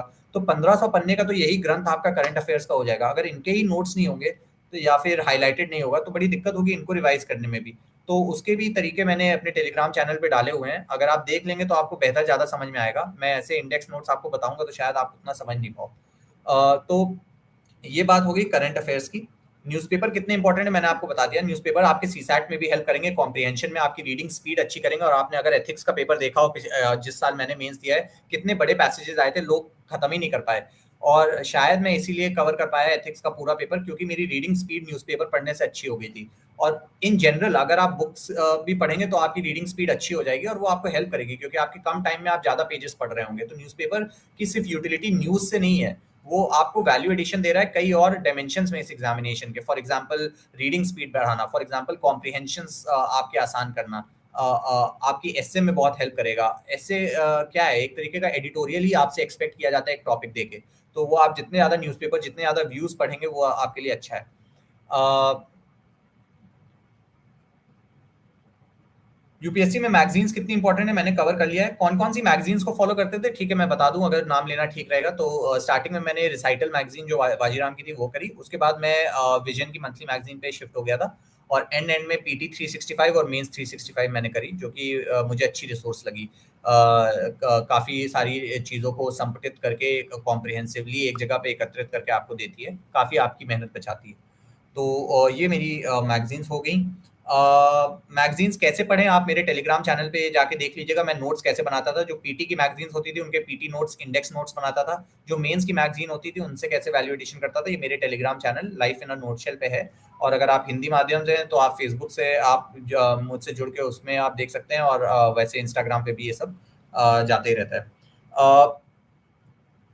यूपीएससी की तैयारी कब से स्टार्ट करनी चाहिए? अब मेरे ख्याल से देखिए, मैं नहीं कहूँगा कि मैं इकलौता ही सब सही कर रहा हूँ, लेकिन मेरे ख्याल से अगर आप तैयारी आपको स्टार्ट करनी है, एक साल तो मान के चलिए। यदि आप काम नहीं कर रहे हैं, नौकरी नहीं कर रहे हैं, तो आपके लिए एक साल बहुत ही अच्छा समय है। आप अगर दिन प्रतिदिन 9-10 घंटे बिना छुट्टी के विद डेडिकेशन, देखिए क्वालिफिकेशन सिर्फ यही है कि विद डेडिकेशन वो 9-10 घंटे होने चाहिए। ये नहीं कि आप 9-10 घंटे पढ़ी है तो 3 घंटे की आपकी प्रोडक्टिविटी है, वो नहीं। 9-10 घंटे विद डेडिकेशन अगर आप दे रहे हैं over a period of 1 year without taking a break, I think you can cover a lot in that journey, provided that आप नौकरी नहीं कर रहे हैं। क्योंकि नौकरी करने के साथ अगर आप प्रेप कर रहे हैं तो वो टफ हो जाता है ना? तो ये हो गई। कितने घंटे पढ़ाई करनी चाहिए? मैंने विक्रम ग्रेवाल सर की टॉक देखी थी। उन्होंने 3+3 का वो फंडा दिया था। 8+8+8 उनकी स्ट्रैटेजी थी। 8 घंटे पढ़ाई, 8 घंटे नींद और 8 घंटे बीच का जो कुछ काम। मैंने उसमें अपना थोड़ा-सा टेलर करके मैं अपने लिए 9-10 घंटे की पढ़ाई रखता था। और जब एग्ज़ाम पास आ जाता है तब वो 11 घंटे हो जाती है। तो वो उनके साथ भी हुआ होगा। हल अलग-अलग स्टेज पे उनका फ्लक्चुएट करते होंगे टाइम। एवरेज आप रखिए कि 9 घंटे तो मुझे सिंसियर, डेडिकेटेड, पूरी कंसंट्रेशन और फोकस से पढ़ाई करनी है। कंसंट्रेशन फोकस कैसे आएगा वो भी हम लोग अभी डिस्कस कर लेंगे। लेकिन अगर आपको क्वांटिफाई ही करनी है तो आप क्वांटिफाई उसको 9 टू 10 आवर्स मान लीजिए। अ, आपको यूपीएससी की तैयारी के लिए मोटिवेशन कहाँ से मिला? लंबा आंसर है, यहाँ पे मैं समय बचा लेता हूँ ताकि मैं आप लोग के क्वेश्चन ज़्यादा एंटरटेन करूँ। मेरे बाकी वीडियोज़ हैं, आप उसमें देख सकते हैं मुझे मोटिवेशन कहाँ से मिला और मेरी पर्सनल जर्नी। अगेन मैं कहता हूँ कि ये एग्ज़ाम 30 से 40% एकेडमिक है, 60 से 70% आपके mental health, mental strength, determination, कितने रिगरस हैं आप अपने पर्सनल लॉसेस से कैसे डील कर रहे हैं उस पे होता है। उस पे लोग नहीं बात करते। लोग 30 और 40% एकेडमिक पोर्शन पे ही इतना घिस देते हैं इस एग्ज़ामिनेशन को that they somewhere lose out before beginning only. क्योंकि वो पकड़ ही नहीं पाते कि ये गेम ठीक है, बुक्स हैं, इतना सब कुछ है, उस सबको अपनी लाइफ के साथ कैसे हैंडल करना है उसका है। तो उसके लिए मैंने डिटेल में कई वीडियोस में बात करी है, जहाँ मेरी पर्सनल स्टोरी है, जहाँ एक्चुअल चैलेंजेस हैं इस एग्जाम के। ये बुक लिस्ट वगैरह तो चलिए ठीक है, बात की बातें हैं, लेकिन जो एक्चुअल चैलेंजेस हैं एग्जाम के वो उसमें वीडियोस में कवर हैं। तो आप उसमें देख लीजिएगा। यहाँ मैं टाइम बचा लेता हूँ आपके क्वेश्चंस के लिए, तो वो वाला आप देख लीजिएगा। टाइम टेबल कैसे बनाया? बहुत सिंपल था, एक बार बना दिया, उस पे स्टिक किया। Discipline, again I say that the two fundamental requisites of this examination are discipline and hard work. एक दूसरे के बिना नहीं चलेगा। आप सिर्फ हार्ड वर्क कर रहे हैं, डिसिप्लिन नहीं है, गलत हो जाएगा। आप डिसिप्लिन बहुत है लेकिन हार्ड वर्क ही नहीं हो रहा है उस डिसिप्लिन में, तो भी नहीं चलेगा। तो ये दोनों साथ साथ जाएंगे, these are complementary to each other. आपने एक टाइम टेबल बना लिया, कुछ भी हो जाए उस दिन आपको वो टाइम टेबल पे स्टिक करना है। आपके मंथली, वीकली, डेली टारगेट्स हैं आपके सामने दीवार पे, सिविल सर्वेंट्स के की परफॉर्मेंस इंडिकेटर्स की तरह चपके हैं। आपको वीक खत्म होने से पहले वो करना ही करना है। आप वो 5 दिन में कवर कर रहे हैं, बहुत बढ़िया। 2 दिन आप छुट्टी करिए, अपने पीठ पे शाबाशी दीजिए खुद को और खुशी महसूस करिए। लेकिन आपको पता चलेगा कि जब आप तैयारी की ये जुनून और लत लग जाएगी ना, तो आप वो 2 दिन छुट्टी लेने का भी मन नहीं करेगा, आप और टॉपिक्स करने की सोचेंगे। तो आप ये ज़रूर रखिएगा अपने दिमाग में। यूपीएससी की तैयारी के लिए सोशल मीडिया का यूज़ कैसे करें? मैं सोशल मीडिया पे था नहीं यूपीएससी की तैयारी के लिए। आज भी ये यूपीएससी ऑनलाइन वालों ने मुझे डिटेल्ड इंस्ट्रक्शंस भेजे हैं कि कैसे सर क्या करना है, जैसे बच्चों को सिखाया जाता है। तो वैसे इन्होंने आज मुझे बताया है कि कैसे लाइव आना है, क्या होना है। मैं सोशल मीडिया पे पहले बहुत था, ऐसा नहीं है। लेकिन अभी बीच में इतना गैप हो गया, तो मैं इस आंसर जो जवाब मेरे ईमानदारी से जो मैंने किया नहीं है, तो मैं उसमें आपको मिसगाइड नहीं करना चाहता हूँ। तो मैं अपने तरफ से यही कोशिश रखता हूँ कि ऑनेस्टली आपको जितना आंसर कर पाऊँ उतना कर पाऊँ। तो सोशल मीडिया को कैसे यूज़ करना है, मैं उचित पर्सन नहीं हूँगा इसका आंसर करने के लिए, क्योंकि मैंने यूज़ ही नहीं किया सोशल मीडिया उस तैयारी के दौर में, सिवाय ऑब्वियसली अगर मैसेजिंग प्लेटफॉर्म है कोई, तो उसके अलावा। ऑप्शनल सब्जेक्ट कैसे चूज़ करें? इसमें भी एक फ़नी कहानी है। मैंने लॉ ऑप्शनल किया, तो लोगों ने मुझे बड़ा कहा कि अरे सिर्फ़ 20% बच्चे ही जाते हैं, लो स्कोरिंग है, ये स्कोरिंग है। तो मेरा बहुत सिंपल मानना रहा है कि अगर आप देखिए, statistics are a wonderful tool, बहुत अच्छी चीज़ है स्टैटिस्टिक्स। लेकिन over analysis I have always felt that kills most of the things in life. तो ओवर एनालाइज मत करिए, ओवर क्रिटिकल मत होइए। मैं आपको उदाहरण के तौर पे अगर बताऊं कि अगर आपका ये माइंडसेट है कि केवल 20% लॉ ऑप्शनल के बच्चे जाते हैं, तो आप यूपीएससी की परीक्षा में ही मत बैठिए, क्योंकि वहां तो 0.01 या 0.1% बच्चे जा रहे हैं। तो आप नंबर से नहीं गॉज कर सकते। हाँ, हो सकता है कि कई ऑप्शनल हाई स्कोरिंग होते हों, विद ऑल ड्यू रिस्पेक्ट होते होंगे। लेकिन मेरा ऐसा मानना है, जो आपका कंफर्ट जोन है, जो आपका कंफर्ट एरिया है, जो एक ऐसा सब्जेक्ट है जो आप जीएस की तैयारी की थकान के बाद फॉर अ चेंज पढ़ सकते हैं कि हाँ चलो यार कुछ बदल दिया जाए, वो वैसा सब्जेक्ट आप चूज करिए। Because many times you feel that you are not wanting to read the optional only इतनी पढ़ाई के बाद। तो एक ऐसा कंफर्ट एरिया होना चाहिए मेरे लिए, क्योंकि लॉ ग्रेजुएट था तो मुझे कोई एक्सपेरिमेंटेशन नहीं करना था। I was confident on my basics कि कुछ नहीं भी आएगा और कुछ आउट ऑफ ब्लू भी क्वेश्चन आएगा, तो 5 साल क्योंकि लॉ पढ़ा है तो हो सकता है कुछ ना कुछ लिखाऊं, कम से कम आधा पेज तो लिखाऊंगा, है ना। तो कंफर्ट एरिया को हमेशा ध्यान रखिएगा ऑप्शनल चूज करते समय, और ज्यादा ओवर एनालिसिस में मत जाइएगा कि कितने क्या क्या स्कोरिंग क्या वो वगैरह। बिल्कुल एनालाइज करिए, डिसीजन बनाइए। एक बार डिसीजन ले लिया है, फिर वो बाहर की जो कहते हैं ना आउटसाइड नॉइज को पूरी तरीके से शट कर दीजिए, उसके बाद आपको नहीं होना चाहिए कुछ भी इसमें। ठीक है। यूपीएससी की तैयारी ऑनलाइन करनी चाहिए या ऑफलाइन? दोनों तरीके बहुत अच्छे हैं। ऑनलाइन में आपका बस एक फायदा इतना हो जाता है कि आप अपने हिसाब से, अपने टाइम टेबल के हिसाब से उसको टेलर कर सकते हो। ऑफलाइन में आप बंधे हुए होते हैं, और भी कई सारे टाइम के वो होते हैं, जाना आना, दोस्ती यारी, बातचीत। ऑनलाइन में थोड़ा से वो टाइम बच जाते हैं, और ये थोड़ा सा कस्टमाइजेबल होती है ऑनलाइन। तो दोनों अच्छी तरीके हैं, जो भी आपको कंफर्टेबल लगता हो आप उससे कर सकते हैं। यूपीएससी की तैयारी के लिए दिल्ली जाना ज़रूरी नहीं। अब तो हर कुछ टेक्नोलॉजी पे हो गई है, तो जो दिल्ली जाना भी चाहते हैं वो घर से ही अपना दिल्ली दर्शन कर लें, जो भी उनको कोचिंग वगैरह करनी है। लेकिन ऐसा कोई ज़रूरी नहीं कि दिल्ली जाना है आपको।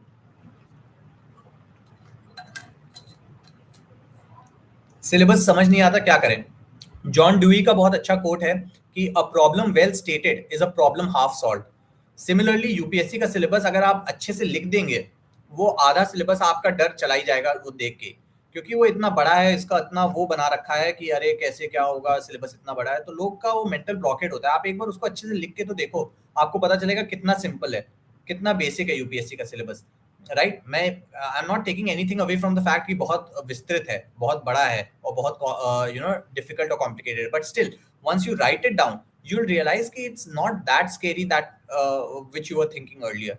तो मैंने ये भी अपने टेलीग्राम चैनल पे डाला है, सिलेबस का ब्रेकडाउन, इसको डीकंस्ट्रक्ट कैसे करते हैं। वो आपको बहुत हेल्प करता है, ना सिर्फ ये जानने में कि जो आप पढ़ रहे हैं वो रिलेटेबल है कि नहीं, कि यूपीएससी से वो रेलेवेंट है भी कि नहीं, बल्कि जब आप करंट अफेयर्स या न्यूज़पेपर पढ़ रहे होंगे तब भी आप उससे टैली कर सकते हैं। सामने ही अगर आपकी दीवार पे डीकंस्ट्रक्टेड सिलेबस चिपका हुआ है, टैली कर सकते हैं कि ये न्यूज़ आर्टिकल जाता भी है और कहाँ जाता है, अगर जाता है तो ये बहुत आपको हेल्प करता है।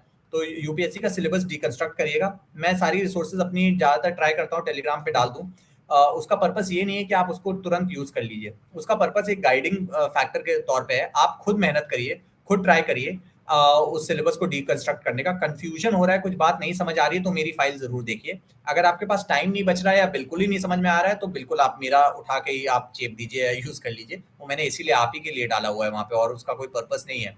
लेकिन पहली कोशिश हमेशा ऑनेस्टली ये करिएगा कि आप खुद से एफर्ट डालें, क्योंकि जब आप सिलेबस खुद डीकंस्ट्रक्ट करेंगे तो वो आप ज़्यादा रिलेटेबल पाएंगे और ज़्यादा रिटेंशन होगा उसकी, ना कि मेरा उठा के यूज़ करेंगे। और ये भी याद रखिए कि जो नोट्स होते हैं, टॉपर्स नोट्स मैं देखता हूँ बहुत लोग मांगते हैं, जो नोट्स होते हैं वो मैंने खुद को ध्यान में रख के बनाए हुए हैं। ये तो नहीं सोचा था ना कि एग्जाम क्लियर हो जाएगा तो किसी और को देने हैं तो उसके हिसाब से बना दो।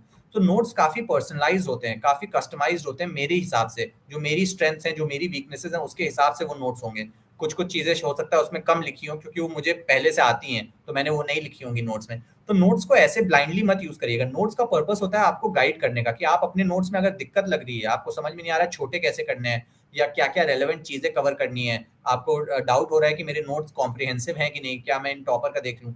उस हिसाब से उन नोट्स को यूज़ करिए, ना कि उनको उठा के सीधा पढ़ने लगिए, है ना? और अगर बिल्कुल ही नहीं बना पा रहे हैं, टाइम नहीं बचा या कोई टॉपिक छूट गया या कोई टॉपिक समझ में नहीं आ रहा है या डर लग रहा है, तब आप मेरे नोट्स बिल्कुल उसमें डायरेक्टली उठा के पढ़ लीजिए, वो आप ही की सेवा के लिए वहाँ पे डाले गए हैं। मुझे अच्छा लगता है जब कोई मेरी मेहनत से बनाए हुए नोट्स पढ़ के मुझे इतने मैसेजेस आते हैं कि सर ये चीज़ आपकी हेल्प कर गई, सर ये चीज़। These are the true metrics of success, I'm telling you. Hopefully many of you will clear the examination and you'll realize कि once the felicitations are over, once the congratulations from friends, family and everything is over, these are the true pearls of success. And I'm not being too, humility नहीं है ये हकीकत है। जब ये messages आपको इतने सारे आते हैं ना कि ये हेल्प हो गई सर, ये हो गई। बहुत छोटा रोल भी अगर आप प्ले करेंगे, आप एक्नॉलेजमेंट नहीं चाह रहे हैं कि वो आगे बन के आपका नाम लेगा, ये नहीं। बस आपको ये संतुष्टि है कि जब आप तैयारी कर रहे थे तब आपने जो अकेलापन फील किया, आपको जो गाइडिंग नहीं मिल रही थी, अगर आप वो रोल किसी की लाइफ में प्ले कर दे रहे हैं even for 2 seconds, that is a great reward for your success. तो मेरा नोट्स डालने का वो पर्पस है, तो आप वो टेलीग्राम पे जाके देख लीजिएगा नोट्स, सिलेबस डिकंस्ट्रक्ट वगैरह जो कि इसमें पढ़ा गया था। मैप्स समझ नहीं आते क्या करें? मैप्स भी मैंने उसमें डाले हुए हैं। मैप्स बहुत अच्छी चीज़ है, आप प्लीज़ मैप्स बनाना एक बार तो सीख लीजिएगा कि मैप्स बनते कैसे हैं। मैं जब टॉपर्स को देखता था बहुत जल्दी से मैप्स बना लेते थे, मैं डर जाता था। एक दिन मैंने सिर्फ मैप्स प्रैक्टिस करी, इंडिया का मैप कैसे बनाते हैं, वर्ल्ड मैप जल्दी-जल्दी जीएस के आंसर्स में कैसे बनाते हैं, हो गया। जब आप डर का सामना कर लेंगे, एक बार आप डर को एक्सेप्ट कर लेंगे, वो चैलेंज एक्सेप्ट कर लेंगे, आधा काम हो जाएगा आपका और आप उसमें टाइम दीजिए। देखिए बिना टाइम के नहीं होगा, ये मत करिएगा कि मैंने तो एक्सेप्ट कर लिया सर, हो ही नहीं रहा। नहीं, उसके बाद भी आपको मैंने वो एक दिन का एफर्ट डालना पड़ा मुझे, तो मैंने वो एफर्ट डाला, उससे आपको मिला, ठीक है? तो आप ये भी कर लीजिएगा, मैप बनाना ज़रूर सीख लीजिएगा, बहुत हेल्प आती है, बहुत अच्छे से आंसर एनरिचमेंट होता है, आंसर का स्पेस बचता है, जो कई चीज़ें जो आप आधे-आधे पेज में लिखते, वो एक 1/3 या 1/4 पेज में आपकी कवर हो जाती है, ठीक है? ये हो गया। मैप समझ नहीं आते, एटलस के इंडिया फिजिकल और इंडिया पॉलिटिकल मैप्स को अपने सामने रख लीजिए। लोग चिपकाते हैं वो बड़ा-बड़ा वो ट्रेडिशनल आइकॉनिक एक तरीके से विंटेज क्लीशे है यूपीएससी रूम का और वो ज़रूरी भी है, वो इम्पोर्टेंट भी है और वो सच भी है। आप वो मैप्स रखिए, जब न्यूज़ पढ़ रहे हैं कोई भी, जहाँ भी मेंशन है किसी जगह का, आप बस देख लीजिए। ऐसा नहीं है कि उसको रटिए कि अरे ये न्यूज़ यहाँ की है, एक बार देख लीजिए। वो न्यूज़ आम तौर पे कोई भी न्यूज़ रिपीट करती है 4 या 5 बार 1 साल के स्पैन में, उससे रिलेटेड कुछ होता है। तो बार-बार वो 4 या 5 बार आप मैप में देखेंगे, आपको रिटेन होगा। और आजकल मैपिंग के क्वेश्चंस भी बहुत आ रहे हैं, बॉर्डर एरियाज़ के आ रहे हैं, यूक्रेन और ब्लैक सी वगैरह आए थे। मेरे टाइम पे ब्लैक सी आया था, इस बार शायद यूक्रेन आया है। तो ये सब में भी आपको हेल्प करता है जब आप मैप को रेपिटेटिवली देखते हैं, ठीक है? रिवीजन कैसे करें मैंने आपको बता दिया है। 3 बार बुक पढ़ें, उसके बाद बार-बार देखिए। मारिया शारापोवा की एक बुक है, ऑटोबायोग्राफी है, अनस्टॉपेबल शायद, माय स्टोरी। और मारिया शारापोवा बहुत अच्छी चीज़ कहती हैं कि excellence is doing boring things over and over again when the normal people stop doing them. ऐसे लगता है कि टेनिस प्लेयर का जीवन क्या जीवन है यार, क्या जलवे होते हैं। ब्रांड एंडोर्समेंट्स होती हैं, घूमने को मिलता है, वर्ल्ड टूर होता है, ये होता है, वो होता है और खेलना होता है, खेलना कितना मज़ेदार है। But they don't get the मेहनत बिहाइंड दैट, कि आप 5 दिन मेहनत करने जाओगे टेनिस कोर्ट पे, इंस्टा की फोटोज़ और रील्स बन जाएँगी आपकी और सब कुछ हो जाएगा। आप छठे दिन से बोर हो जाओगे कि वही शॉट मारे जा रहे हैं। And that is what defines कि लेजेंड कौन बनेगा, कौन मारिया शारापोवा बनेगा और कौन नहीं बनेगा, किसके लिए टेनिस एक हॉबी रह जाएगी, वही डिटरमाइन करता है। Doing boring things over and over again, which normal people find boring, but you find it to be challenging, you find it to be something that you want to prove, right? And that is what Maria Sharapova did, that is what Cristiano Ronaldo does, that is what Virat Kohli does, and all my idols do, in terms of professional excellence. It is consistency, it is discipline, and it is hard work. Same is with UPSC revision. 3 बार किताब पढ़ना मजाक है इस exam में। वैसे तो normal exams और बाकी चीज़ों में लाइफ में 3 बार किताब पढ़ना भी बहुत बड़ी बात थी, लेकिन मेरे पिता ने मुझसे स्टार्टिंग में कह दिया था कि 3 बार किताब पढ़ना मजाक है। जब तक आप 9 या 10 या 11 बार नहीं पढ़ रहे हो, वो कौन लोग पढ़ेंगे? वही टॉपर्स बनेंगे जो बार बार पढ़ेंगे उस किताब को, जब वो बोरिंग हो जाएगी, जब नहीं पढ़ने का मन हो रहा है लेकिन तब भी पढ़ेंगे। तो पढ़ाई is also consistency, discipline, training, practice, whatever name you want to give it, it's the same across any field, across any discipline, right? Be it sports or anything. तो इस एटीट्यूड से पढ़ेंगे तो आपकी रिवीजन अच्छी होगी। और रिवीजन आप अपने नोट्स का प्लीज करिएगा, बुक्स का मत करिएगा, 3 बार के बाद बुक्स मत पढ़िएगा। अ, इसके बाद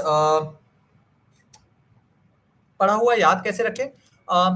देखिए, रटने की कोशिश मत करिएगा। मैं हमेशा ये कहता हूँ कि इसीलिए मैंने 80-20 आपको स्प्लिट बताया था कि 20% आपको फैक्ट्स रटने ही हैं। बच्चे को अपना नाम कैसे बताया जाता है? रट के बताया जाता है। बच्चे को ये कैसे बताया जाता है कि टेबल है? रट के बताई जाती है। तो जो फंडामेंटल इन्फॉर्मेशन है वो आपको बार-बार पढ़ने से ही आएगी। उसको आप रटना बुलाएँ, उसको जो बुलाएँ, वो 20% आपको करना ही पड़ेगा। लेकिन सिलेबस इतना बड़ा है, इतनी सारी बुक्स हैं, एक-एक सब्जेक्ट की 300-300 पन्ने की बुक्स हैं, सब टॉपिक्स की। तो आप कैसे रट सकते हो? It is not humanly possible. तो आपको समझना पड़ेगा, कोरिलेशंस बनाने पड़ेंगे। एक अच्छा तरीका है निमोनिक्स, ज़्यादा उसमें मत जाइएगा। लेकिन कुछ-कुछ चीज़ें जैसे सस्टेनेबल डेवलपमेंट गोल्स थे, तो मैंने उसका निमोनिक पीएच हैक डब्ल्यूईडब्ल्यू करके बनाया था, triple C, poverty, hunger, health, education, gender equality, so PH hack WEW करके, तो वो आज तक मुझे याद है। तो कुछ-कुछ चीज़ें जैसे एसडीजी गोल्स कई कई जगह आप लिख सकते हो, जीएस में भी यूज़ कर सकते हो, एसए में भी यूज़ कर सकते हो। वैल्यू एडिशन अच्छा होता है कि अच्छा उसको लगता है कि देखो इसको तो नंबर भी पता है और क्या गोल है वो भी पता है। तो इनके लिए आप निमोनिक्स कर सकते हैं, ठीक है? अ, रिवीजन की जगह पढ़ा हुआ पढ़ाई प्लान मन कैसे लगाएँ?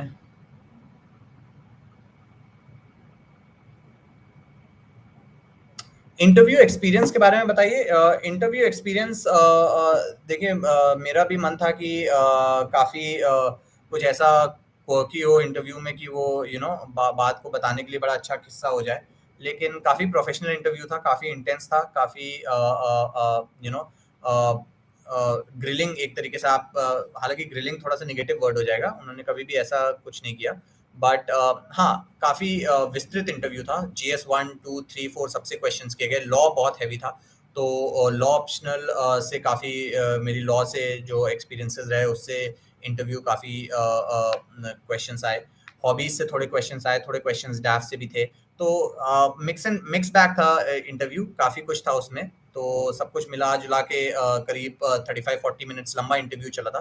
बोर्ड बहुत कॉर्डियल था। सत्यवती मैम का बोर्ड था। She makes you feel comfortable, she makes you feel important. आपकी अचीवमेंट्स को पढ़ती हैं पूरे बोर्ड के सामने में, तो आपको थोड़ा सा नर्व्स जो होती हैं वो काम डाउन होती हैं।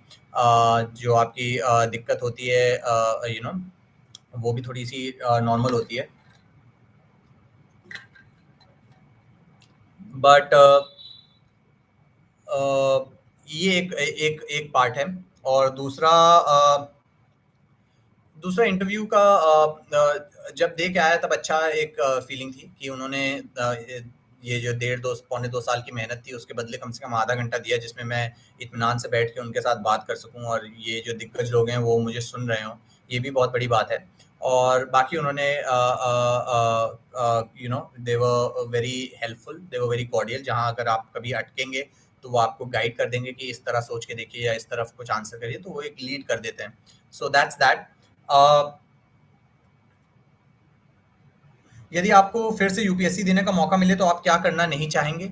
मैं इतने नेगेटिव माइंडसेट में तैयारी नहीं करना चाहूँगा, क्योंकि ये एग्ज़ामिनेशन बहुत अच्छी है, मैं हमेशा कहता हूँ। इट्स एन ऑल-राउंडर्स एग्ज़ामिनेशन, हर चीज़ आपकी टेस्ट करती है, ना सिर्फ़ एकेडमिक इनपुट, आपकी रेज़िलियंस चेक करती है, आपका स्टैमिना चेक करती है, आपकी पेशेंस चेक करती है, आपकी डिटर्मिनेशन चेक करती है। लेकिन मैं बड़ा एक्साइटेड रहता था इस एग्ज़ामिनेशन को लेके, लेकिन पोस्ट माय फादर्स डिमाइस जब वो नहीं रहे, तब मैंने इसका नेगेटिव एस्पेक्ट देखा, जो नकारात्मक पहलू है इस एग्जामिनेशन का, सामाजिक दबाव, अपेक्षाएं, वो क्रासी ह्यूमर, लोगों के टॉन्ट्स, ये सब मैंने देखा, तो वो बड़ा एक नेगेटिव एंगल ले आती है प्रिपरेशन में। जबरदस्ती का प्रेशर हो जाता है और that is where people start hating exams. तो शायद मैं वो नहीं करना चाहूंगा अगर दोबारा मौका, पहली बात तो मैं दोबारा मौका नहीं लेना चाहूंगा, to be very honest. But अगर ये हाइपोथेटिकली क्वेश्चन है तो शायद वो एक पार्ट है जो मैं स्किप करना चाहूंगा, the negativity associated with the examination, to have people who support you, who treat you more than this examination, who do not आपकी काबिलियतों को केवल इस एग्जामिनेशन से नहीं नापे। ऐसे लोगों के साथ रह के आप इसकी तैयारी करिए। आपने यूपीएससी में कौन सी गलतियां करी? मैंने अभी कवर कर ली हैं, शायद न्यूज़पेपर के नोट्स बनाना और 2-3 और चीज़ें जो मैंने टॉक्स में कही, वो कुछ थी जो शायद आप चाहे तो ना रिपीट करें, अगर आप चाहें तो आप बना सकते हैं। तो दैट्स दैट। आपने यूपीएससी क्यों सेलेक्ट किया? Again this is something that I have discussed in detail. I think I would save time from this question and go to your questions because I'm also running on a very strict schedule. I'm really sorry. तो time का थोड़ा सा constraint है, तो I'd rather answer your questions than these personal questions. They have been answered in a lot of videos which you can watch. आपकी तरफ से कुछ टिप्स मैं दे चुका हूँ. So these were the questions that I've been given, which were the most asked questions. I hope that I've done justice. थोड़ा बहुत ही सही, लेकिन उनको आपके मन में कुछ क्लैरिफिकेशन आई हो. जल्दी से अब ऑनलाइन वाले क्वेश्चंस देख लेते हैं. अब जिन्होंने पहले भेजे होंगे, बहुत लंबी चैट होगी, इसीलिए मैं कह रहा था कि एक बार रुकिए आप और फिर भेजिएगा. और मल्टीपल क्वेश्चंस जो लोग भेजते हैं थोड़ा सा अवॉइड करिए प्लीज, क्योंकि फिर बाकी लोग के छूट जाते हैं. All right sir, do DAF one required last sem results because some universities give result after. या सो आपका क्वेश्चन सही है. डैफ वन में आप प्रोविजनल रिजल्ट्स डाल सकते हैं और उसके बाद आपको मौका दिया जाता है यूनिवर्सिटी से पूरा रिजल्ट्स जब आपके पास अवेलेबल हो तब आप उनको अपलोड कर सकते हैं या डीओपीटी या यूपीएससी के पास पहुंचा सकते हैं. तो वो आपको उस विंडो दी जाती है, उसमें आप चिंता मत करिए. सर ये क्या हो गया? Sir, if someone is from law background, what aspect should he prepare with respect to law? देखिए, क्रिमिनल लॉ और सिविल सीआरपीसी और सीपीसी जो कि प्रोसीजरल लॉज हैं, उनको आप छोड़ दीजिएगा, उन पे मत जाइएगा अभी. वो इंटरव्यू के समय में थोड़ा बहुत देख लीजिएगा. बाकी क्रिमिनल लॉ हो गया, कॉन्स्टिट्यूशन लॉ हो गया, पब्लिक इंटरनेशनल लॉ हो गया, एडमिनिस्ट्रेटिव लॉ हो गया, कॉन्ट्रैक्ट्स, टॉर्ट्स, ये जो बेसिक फंडामेंटल लॉ सब्जेक्ट्स है, क्योंकि बीए एलएलबी में बहुत सारे सब्जेक्ट्स आप पढ़ेंगे 5 साल के कोर्स में, एलएलबी में भी 3 साल के में बहुत सब्जेक्ट्स पढ़ेंगे. ये जो फंडामेंटल कॉर्नर स्टोन्स होते हैं लीगल स्टडीज के, वही यूपीएससी ऑप्शनल में आते हैं. कभी भी दोनों की तैयारी को मिक्स मत करिएगा. जो आप लॉ ऑप्शनल में पढ़ के आ रहे हैं वो बिल्कुल अलग है जो आपने कॉलेज में पढ़ा है.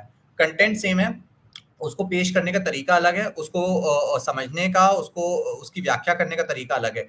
वहां पे आप स्टूडेंट ऑफ लॉ की हैसियत से पढ़ रहे थे, यहाँ एक एग्जीक्यूटिव माइंडसेट आ जाएगा आपका. ज्यादा डिटेल में जो आप समझदार हैं आप समझ ही जाएंगे, लेकिन आपको कैसे उस चीज को हैंडल करना है ये आप देखिएगा. केस लॉज उतने ज्यादा इंपॉर्टेंट नहीं होते हैं. लॉ स्कूल में आपको फैक्ट्स पता होने चाहिए, केसेस पता होने चाहिए. यहाँ आपको नाम और उसका बेसिक जो भी एक तरीके से ऑबिटर डिक्टा या फिर जो भी स्टैब्लिश पोजीशन रही है वो आपको इंपॉर्टेंट होती है. और ज्यादा केसेस के चक्कर में मत जाइएगा कि मैं ज्यादा से ज्यादा केसेस कर दूं. राइट. अगला क्या है? Sir, I face problem while answer writing. Despite covering a topic, there's lack of consolidation and integration. Very true. The only way to resolve it is that you try and do the approach that I told you कि आप questions की print out ले लीजिए और 5 space line छोड़ दीजिए, उनमें 7 pointers लिखने की कोशिश किया करिए. जहां भी आप अटक रहे हैं आप उसको सोशियो इकोनॉमिक, पॉलिटिकल और इन्वायरमेंटल एंगल से एनालाइज करने की देखिए. आपको 2-3 पॉइंट्स तो ऐसे ही आ जाएंगे किसी भी टॉपिक से रिलेटेड, है ना. तो कोई गवर्नमेंट स्कीम है जिसका आपको सिर्फ नाम पता है और मतलब पता है, लेकिन आपको फीचर्स नहीं पता, तो आप सोचो ना कि उसका सोशल एंगल क्या हो सकता है, उसका पॉलिटिकल एंगल क्या हो सकता है, पॉलिटिकल कॉस्ट क्या हो सकते हैं उस स्कीम के, उसका इकोनॉमिक एंगल क्या हो सकता है. तो ये सब आप प्लीज देखिएगा. इससे आपको मदद मिलेगी. और अगर आपको हेल्प फिर भी चाहिए तो आप टॉपर्स की कॉपीज देख सकते हैं. हालांकि जो आपकी फैकल्टी होगी, जो आपके टीचर्स होंगे, वो भी आपको बहुत अच्छा गाइड कर सकते हैं. सर, कंसिस्टेंट कैसे रहे प्रिपरेशन में? By being honest and accountable to yourself. I always say that the softest pillow is a clear conscience. आप महंगे से महंगे कमरे में चले जाओ, आपको जब तक आपके दिमाग में you are not happy, that you are not content or satisfied that you have given your 100% today, you won't get a peaceful sleep, no matter what joys or pleasures you are having.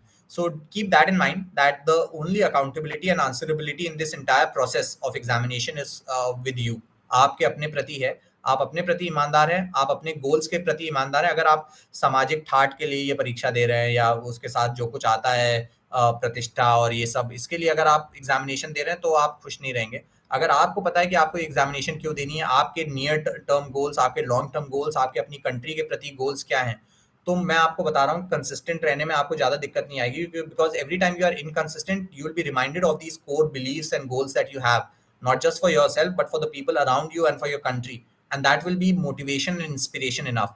हाँ, इसके बावजूद भी मैं ये नहीं कह रहा कि लो पीरियड्स नहीं आएंगे. मेरे प्रेपरेशन में तो बहुत ज्यादा है. तो music is a great uplifter, poetry is a great tool जो आपको मोटिवेट कर सकती है, इंस्पायर कर सकती है ऐसे मोमेंट्स में, और जोश जोश में आप और एक्स्ट्रा पढ़ सकते हैं. And autobiographies are a wonderful tool. मेरे माता पिता ने ये ऑटोबायोग्राफीज के बारे में मुझे ये सिखाया कि दो चीज़ बहुत अच्छा करती है ऑटोबायोग्राफीज। एक तो किसी की भी लाइफ से आपको बहुत कुछ सीखने को मिलता है, उनकी मिस्टेक से ज़्यादा सीखने को मिलता है, ना कि उनकी सक्सेस से। बट ऑटोबायोग्राफीज आपको दो चीज़ में बहुत हम्बल करती है। एक, जब आपने कुछ अचीव कर लिया हो, ऑटोबायोग्राफीज रिमाइंड यू कि आपसे पहले भी कई लोगों ने बहुत कुछ किया है और बहुत अच्छे से किया है, तो आप थोड़े से लेवल हो जाओ अपने दिमाग में। एंड सेकेंडली, जब आप बहुत ज़्यादा डिजेक्टेड हो या आप अचीव नहीं कर पा रहे हो, then also autobiographies remind you that people have gone through worst of times. जो आप अभी जा रहे हो, जिससे गुजर रहे हो, उससे 100 गुना और चुनौतियों से लोग गुजर चुके हैं और उसके बावजूद अपने जीवन में कुछ अच्छा करके दिखाया है। तो इन दोनों मोमेंट्स में ऑटोबायोग्राफीज बहुत अच्छा रोल प्ले करती है। और when I talk about autobiographies, I talk about movies also and books also. आप देखिए इन सब लोगों की कहानियां, right? Some great biopics have been made that will tell you that even through the worst of times, people have made something good after dejections and after failures, and even in the best of times, people have done much better than you. And so you will always be humble and will try to keep bettering yourself. So that is one way of maintaining consistency. Short notes कैसे बनाएं, मेरे Telegram channel पे मैंने बहुत सारे share किए हैं, आप उसमें देख लीजिएगा कैसे मैं मेंस के नोट्स को ही ऑप्टिमाइज करके प्रीलिम्स या शॉर्ट नोट्स बना देता था। तो वो आपको बेटर आपको अंडरस्टैंड करने में मदद करेगा। टेलीग्राम चैनल का नाम है Chaitanya Awasthi life in a nutshell. और आप इंस्टाग्राम पे भी देख सकते हैं, वहाँ पे लिंक भी अवेलेबल है, फेसबुक पे भी लिंक अवेलेबल है। सर आई रिसेंट, अरे थोड़ा सा धीरे से करिए, बहुत तेज आ रहे हैं। How many months we have to prepare for mains after clearing prelims, and can it be extended? 2.5 months is the general period. Can it be extended? I mean, once the schedule is out, obviously you can't extend the schedule. एक बार आपकी date आ गई mains की, आपको उसके हिसाब से Taylor करना है। आप अपना टारगेट 2.5 months का रखिए। अगर आपको 3 महीना मिल रहा है तो और अच्छी बात है, 3.5 महीना मिल रहा है और अच्छी बात है, 2 महीना मिल रहा है तो भी अच्छी बात है, क्योंकि आपने अगर 2.5 महीने के हिसाब से तैयारी करेंगे तो अच्छी स्पीड पे तैयारी होती है। Sir, 1 year time bound strategy for 2024 candidates. I have shared the 1 year, बल्कि 2 year strategy भी मैंने कई वीडियोस में डिटेल में शेयर करी है। वो गलत हो जाएगा, मैं वापस यहाँ पे रिपीट करूंगा तो आप एक बार प्लीज चेक कर लीजिएगा। मेरे वीडियोस इंस्टाग्राम पे पड़े हुए हैं, मेरी आईडी पे। What should be plan for backup?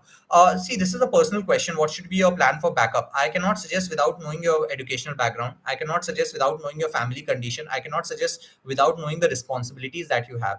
ये सारे फैक्टर्स डिटरमाइन करेंगे आपका बैकअप क्या होना चाहिए।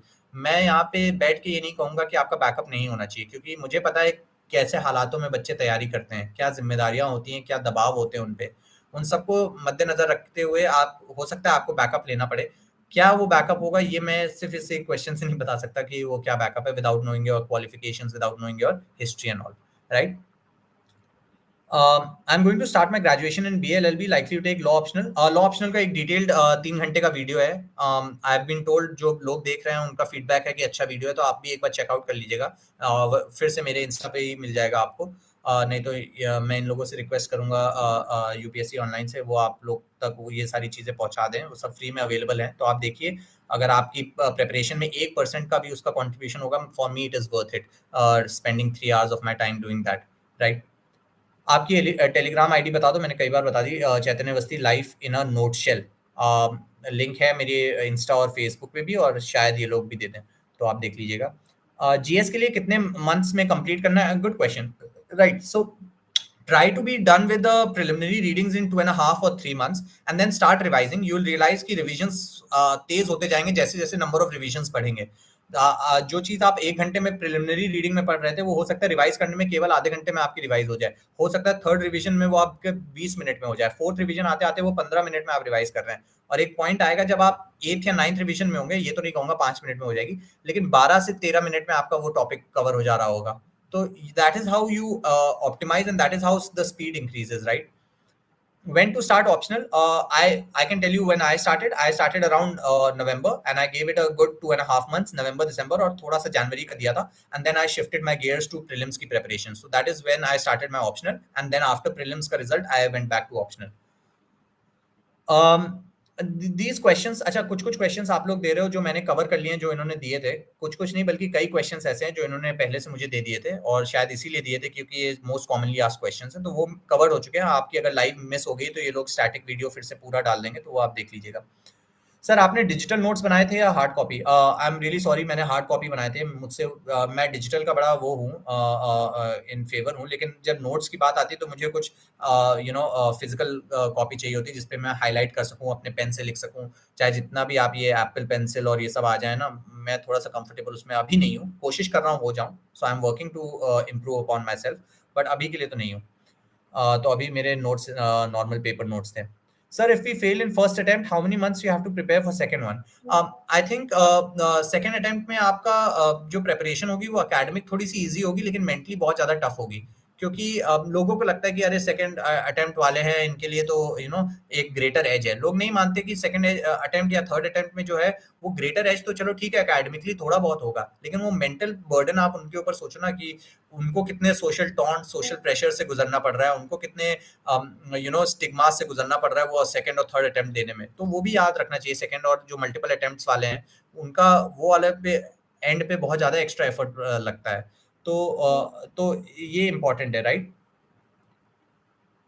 करंट अफेयर्स के नोट कैसे बनाने हैं, मैंने अपने टेलीग्राम पे डाला हुआ है। आप देख सकते हैं, वो वहाँ पे अवेलेबल है for everyone else. C SAT की तैयारी कहाँ से करें? I think I have covered it. एक बार जल्दी से रिपीट कर देता हूँ कि सी सैट में आप आइडेंटिफाई कर लिए कौन से टॉपिक्स आपको डराते हैं या आपको नहीं आ रहे। मेरे लिए वो थे परमिटेशन कॉम्बिनेशन, प्रोबेबिलिटी, कुछ कुछ aspects of time and work. तो मैंने अपने वीक स्पॉट्स आइडेंटिफाई कर लिए, और उसके बाद यूट्यूब पे फ्री लेक्चर सीरीज अवेलेबल है टॉपिक वाइज। आप टॉपिक डालिए और आप अगर माध्यम डालिए इंग्लिश चाहिए कि हिंदी, मैंने हिंदी मीडियम वाली लेक्चर सीरीज देखी थी सी सैट की, बहुत अच्छे से उन्होंने मुझे समझाया था और उससे थोड़ा बहुत मेरा हेल्प हो गई। तो आप ये कर सकते हैं। You are in class 10th, tell something related to study. यार 10th में है तो क्या ही बताऊं अभी। एक बड़ी अच्छी बात है कि लोग कहते हैं बड़ा कौन है, तो जब 10th में होते तब 12th वाले भैया कहते थे कि अरे तुम्हारा बोर्ड्स क्या है, अभी 12वीं का बोर्ड्स दोगे तो पता चलेगा। 12th में आ गए तो कॉम्पिटिटिव वाले भैया कहने लगे कि अरे 12th के बोर्ड्स तो हलवा है, कॉम्पिटिटिव एग्जाम दोगे तब पता चलेगा। कॉम्पिटिटिव एग्जाम दे दिया तब नौकरी वाले कॉलेज वाले कहने लगे कि ये कॉम्पिटिटिव एग्जाम तो हल्के हैं, कॉलेज के एग्जाम्स देखो। कॉलेज एग्जाम्स दिए तो फिर नौकरी वाले कहने लगे कि ये सब तो बेकार है, नौकरी के लिए जब बैठोगे तब पता चलेगा कंपटीशन क्या होता है। जब नौकरी भी मिल जाएगी तब कहेंगे कि यार ये सब तो ठीक है, अभी जब शादी होगी तब पता चलेगा कि लाइफ क्या होता है। तो ये सब तो चलता रहेगा है ना। मैं कोई आपको ऐसी एडवाइस नहीं दे सकता 10th के लिए, आप मुझसे ज़्यादा समझदार होंगे इस समय 10th के हिसाब से, क्योंकि you would be more hours with the current realities of board examinations. But exams के बेसिकली बस एक एडवाइस दे सकता हूँ, don't make them bigger than yourself. My family did this to me. They always ensured that exams were always one stage below me. For them I was more important than the exam. तो कभी मुझे डांट नहीं पड़ी, मैं fail भी हुआ हूँ। कई लोगों को ये नहीं पता, कहते हैं कि बचपन से अचीवर था, बचपन से जीतता आ रहा है, हर चीज करता है, स्पोर्ट्स खेलता है, म्यूजिक करता है, ये करता है, वो करता है, टैलेंटेड है सो कॉल्ड। बट यही टैलेंटेड बंदा 11th में फेल हो गया, तब तो किसी को टैलेंट नहीं दिखा, है ना। तब एकदम से शांत हो गए सब टैलेंट वाले, because my father made it a point that talent without hard work is nothing. For me, though, it doesn't exist only. I believe in only hard work.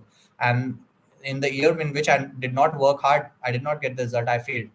So that's for you. Do not make exams bigger than yourselves. Take them seriously. They are very important. किसी को ये मत बताने दीजिए कि marks don't matter. Marks matter. That is why I got marks. I got a rank, and that is why the society is celebrating and so on and so forth. And today I'm sitting in front of you because I got a rank. No, so marks matter, but not to the extent that they become greater than you.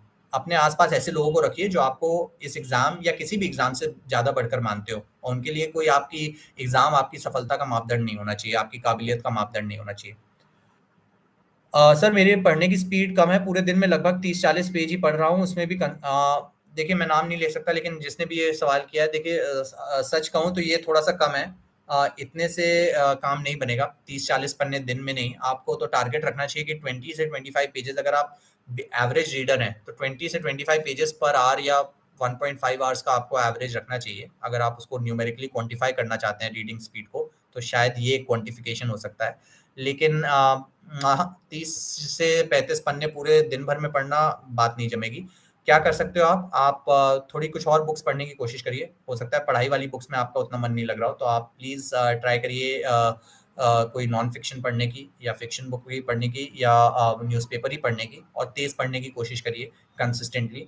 वही आएगा, करत करत अभ्यास के वाली बात है यार। उसके अलावा कोई ऐसा ज्ञान नहीं, कोई ऐसी जड़ी बूटी नहीं, कोई ऐसा गुरु मंत्र मैं नहीं दे सकता हूँ, या कोई भी नहीं दे सकता for that matter, no matter how qualified they are और how good they are, nobody can give you a guru mantra to excel things which require practice practice and practice, right? मैंने भी वैसी करी है, आपको भी वैसी करनी पड़ेगी। Sir, my English language is not good. There is so many spelling mistakes and sentence structure. How to remove? What you can do is, I think you can start solving the CSAT के comprehensions. आप उनकी प्रेसी बनाइए, उनकी summary बनाइए. आप हिंदी से English translations करिए. लेकिन मैं आपको इंग्लिश लैंग्वेज के बारे में एक बात बता दूं. अभी मैं इंग्लिश में बात कर रहा था, तो किसी ने लिखा कि सर हिंदी भी सीख लीजिएगा, आपको पोस्टिंग में हेल्प करेगी. उन्हें पता नहीं कि मेरा जो माध्यम है वो भले ही अंग्रेजी हो, लेकिन मैं आज भी अपनी कविताएं और बाकी सब चीज़ हिंदी से लिखता हूँ, हिंदी में लिखता हूँ. और एक तरह की परंपरा रही है हमारे परिवार में हिंदी साहित्य की. तो कई बार आप किसी को जज नहीं कर सकते हो आधे घंटे या 40 मिनट के इंटरव्यू में. जैसे मेरी इंग्लिश पे पकड़ अच्छी है, you know, and I was told that English as a language and as a medium of communication is a great tool in my hand and is one of the strongest skills of mine. But यही बात मुझे बताई गई कि UPSC के लिए बहुत गलत है, क्योंकि यहाँ पे कॉम्प्लिकेटेड लॉयर वाली लैंग्वेज नहीं चाहिए. मेंस में जटिल और जटिल नहीं बनाना है. इंडिया पहले से इतनी कॉम्प्लेक्स सोसाइटी है जिसमें इतनी जटिल समस्याएं हैं, उसको और कॉम्प्लिकेट नहीं करना है. सिंपल भाषा में टू द पॉइंट छोटे आंसर्स जो लिखेगा वो यहाँ पे गेम ले जाएगा. तो अपनी लैंग्वेज को बेसिक करिए, बहुत फ्लावरी लैंग्वेज करने की जरूरत नहीं है, सिंपल रखिएगा. एथिक्स में हाँ वर्ड्स और कीवर्ड्स का बहुत इंपॉर्टेंट रोल है, लेकिन जीएस में in general write to the point answers, write in simple language, because as it has been rightfully said, right, that the most effective way to communicate is simplicity. जितनी simply आप किसी को अपनी बात समझा देंगे, वो सबसे इफेक्टिव तरीका होता है अपनी बात को कन्वे करने का. Recently passed 12 and now want to take admission in DU college and now wanted to prepare UPSC. So 3 years is sufficient time for whole. Obviously यार 3 साल बहुत ही ज़्यादा टाइम है UPSC के लिए. But I would say कि आप पहले साल थोड़ा सा चिल करिए. अभी आप कॉलेज में गई हैं, थोड़ा बहुत देख लीजिए UPSC से रिलेटेड क्या है कैसा है. Just get the general hang of it and maybe after 1.5 years or quarter to 2 years you can start preparing full on more to get that edge कि आप अपने कॉलेज के लास्ट ईयर में ही एक अच्छी कॉम्प्रिहेंसिव तैयारी कर पाएं, अगर आप वो मैनेज कर पाएं अपनी कंपीटिंग कॉलेज कमिटमेंट से और सोशल कमिटमेंट्स जो कॉलेज के साथ आएंगी उनके साथ. Guys, we have 5 more minutes, so we'll take just a few more questions. In case you have more questions pending, you can always reach out to me on the platforms that I've already mentioned, be it Instagram for those wanting to reach out in Hindi, Hindi माध्यम वालों के लिए Facebook पे आप reach out कर सकते हैं, वरना Telegram पे आप जुड़ेंगे तो ज़्यादातर चीज़ें आपको वहाँ मिल जाएंगी. So can you help when to join test series for GS mains and optional? आप एक की ले लीजिए, मैं तो कहूँगा. अब मैं बाकी ऑप्शनल्स की तो नहीं कह सकता, लेकिन लॉ में उतनी ज़रूरत आपको नहीं पड़ेगी. अगर आप जीएस के आंसर्स अच्छे लिख रहे हैं तो उसी स्ट्रक्चर में आपको लॉ ऑप्शनल लिखना है, बस कंटेंट बदल जाएगा. तो आप किसी एक की ले लीजिए अगर आप लेना चाहते ही हैं तो.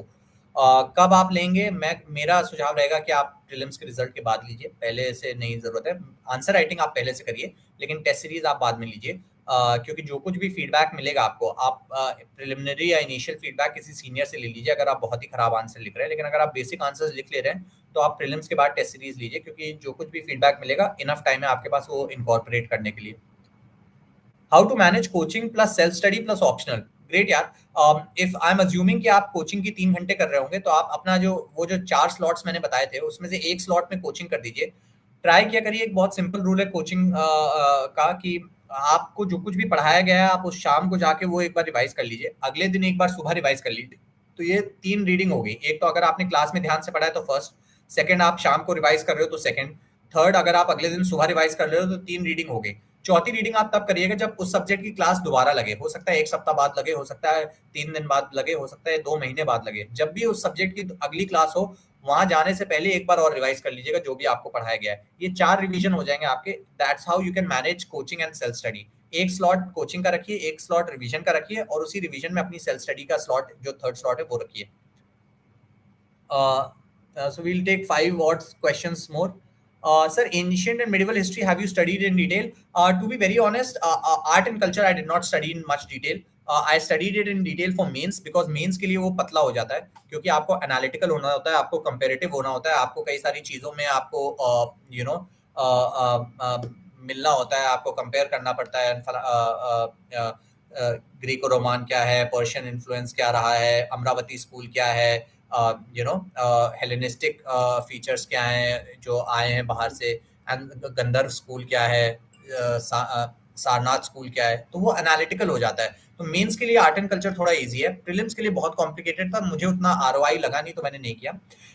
मिडिवल हिस्ट्री और एंशिएंट मैंने अच्छे से तैयार करी थी, प्रीलिम्स के लिए भी और मेंस के लिए भी, बट आर्ट एंड कल्चर नहीं करी थी उतनी to be. World history good question यार। वर्ल्ड हिस्ट्री के इंटरनेट में बहुत अच्छे नोट्स हैं, अगर आपको चाहिए तो आप शायद ऋषिकेश सर हैं जिन्होंने अपने 4th या 5th अटेम्प्ट में क्लियर किया था, उनके नोट्स बहुत अच्छे हैं क्योंकि उन्होंने 3-4 साल में वो नोट्स को और एनरिच किया गया, जो जो उनको लगा कि नहीं हो रहा है और नहीं अच्छा है वो हटाते भी गए, तो उनके बड़े अच्छे से कॉम्पोजिट नोट्स हैं। सिर्फ उसको मत करिएगा, लेकिन वो गुड रिविजन बेंचमार्क नोट्स हो सकते हैं कि अपने नोट्स आपको कैसे बनाने हैं, है ना? तो वो नोट्स आप एक बार देख लीजिएगा, शायद उन्होंने ऑनलाइन फ्री में डाले हुए हैं, मैंने भी वहीं से लिए थे, अच्छे नोट्स हैं।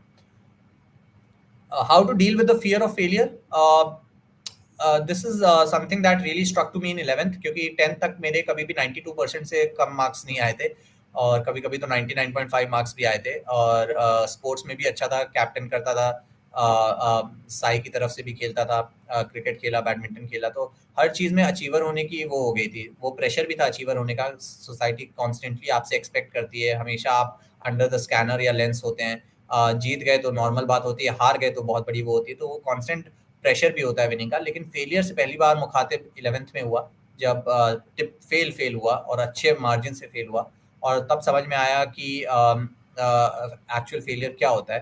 बट अगेन बहुत खुशनसीब था कि जिस तरह के माता पिता, जिस तरह की बहनें, जिस तरह के लोग आसपास, दोस्त, यार, परिवार, बाकी लोग मिले, कभी भी मुझे मार्क्स से नहीं नापा, कभी भी मुझे मार्क्स से मेरी क्वालिफिकेशन, आज दुनिया के लिए मैं AIR 37 हो गया हूँ, मेरी फैमिली के लिए आज भी मैं उससे कुछ बढ़कर हूँ, और ये अगर आपके मन में एक कंफर्टिंग चीज़ होती है तो फेलियर से उतना डर नहीं लगता, क्योंकि वो सेफ्टी नेट की तरह आपके लोग नीचे खड़े होते हैं। तो आई होप कि आपके आसपास ऐसे लोग हों, ऐसा पीयर ग्रुप हो जो इतना कंस्ट्रक्टिव हो, इतना सपोर्टिव हो, तो फेलियर का डर ज़्यादा नहीं होता है। लेकिन अगर नहीं है, then I will tell you only one thing which I have realised, that do things for yourself, do things for your goals and your objectives. You believe that you want to contribute to the country, you do it. कैसे करोगे, क्या platform मिलेगा, सिर्फ UPSC platform है तो नहीं, है ना? तो अगर आप इन चीज़ों में सॉर्टेड हैं, if you are clear about what you want from your life, it's only one life that you will get, do not. एक बहुत अच्छी है ना, स्टीव जॉब्स का भी मैं बहुत बड़ा फैन रहा हूँ। स्टीव जॉब्स की एक अच्छी स्पीच है स्टैनफोर्ड में, जब उन्होंने ग्रेजुएशन पे दी थी वहाँ के सेरेमनी में, and he said that don't be trapped in dogma is trying to live according to other people's expectations. Don't be trapped by dogma. It's your life, it's one life, it's a short life. Live it to the fullest of your potential, and that's when failures won't scare you, because ये फिल्मी बात लगेगी कि failures बहुत कुछ सिखाते हैं, लेकिन सच में वो बहुत कुछ सिखाते हैं, सक्सेस से कहीं ज़्यादा सिखाते हैं। So take it in that way. मैं ये नहीं कहूँगा कि लो फेज नहीं होगा, डिप्रेसिंग फेज वो आएगा, but try to brave through it with the people around you who love you, right? That's the only way to deal with failures. Uh, I want to take science in class 11 so I can more focus in PCM. Is this good or not?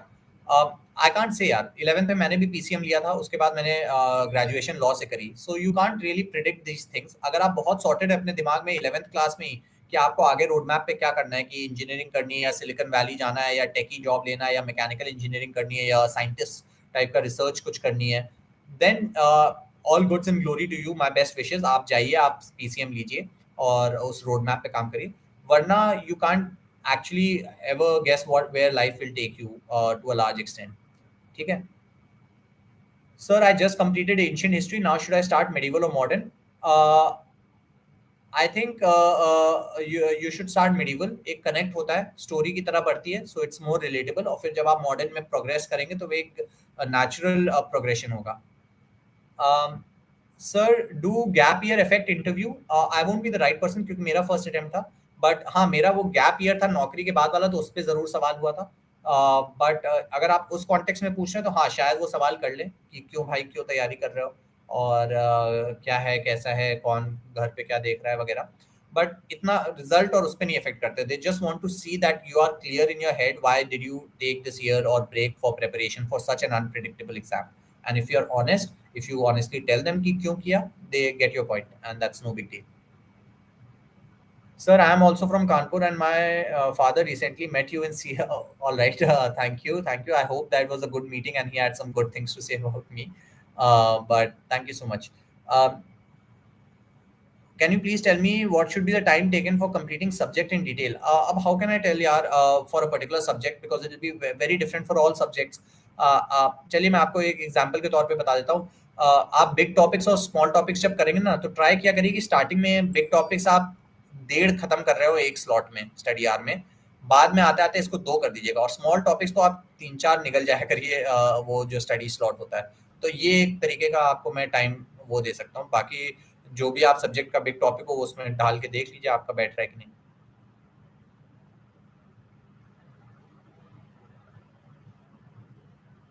So have you studied completely GS from? No, no, no. Whatever resources I had from coaching from GS, I've been telling कि ये मेरा यहाँ से था. But जो कुछ online किया, जो खुद से किया, जो खुद से नोट्स बनाए, you'll also realize यार जब कुछ करोगे ना मेंस तक आओगे, then you'll realize कि जो मेंस की जो प्रेप थी, that becomes completely different from what you were doing for the last say 3 or 4 months. Right. And that's not a scary thing, that's only a natural एक तरीके से divergence आप कह लो कि आप इस तरफ फिर चलने लगते हो. So that's that. You are welcome. I am glad that it could be of help. Let's just take sir when to study in day time और इन नाइट टाइम. अब यार इसका मैं क्या जवाब दे दूं. सम ऑफ माय फ्रेंड्स आर मैं college में रात में पढ़ने वालों में से था. यूपीएससी के लिए मैंने ये हैबिट अपनी तोड़ दी और चेंज कर दी. मैं थोड़ा सा डिसिप्लिन हो गया. हालांकि डिसिप्लिन नहीं कहूँगा, जो रात में पढ़ रहे हैं वो भी डिसिप्लिन है. एक पर्सनल चॉइस है. मैं सुबह उठ के अपना एक स्केड्यूल जो कि मैं सोचता हूँ कि एक ऑफिसर की लाइफ का स्केड्यूल होना चाहिए उसके हिसाब से जहाँ जहाँ वर्क आवर्स होते थे उसमें पढ़ाई कर लेता था. तो पढ़ाई को ही अपनी नौकरी मान ली तो उस हिसाब से अपना स्केड्यूल किया था. लेकिन अगर आप कंफर्टेबल है रात में पढ़ने के तो कोई बिग डील नहीं है, आप रात में पढ़िए please. Sir have you join library और होम? नहीं नहीं यार, घर पे ही. मुझे लगता है कि आपको अगर घर में जो आराम है वो आपको कहीं नहीं मिल सकता है. अगर आप ऑनेस्ट हैं तो आप घर में सबसे अच्छी तैयारी कर सकते हैं. आपको कहीं जाके बैठने की जरूरत नहीं है अलग से.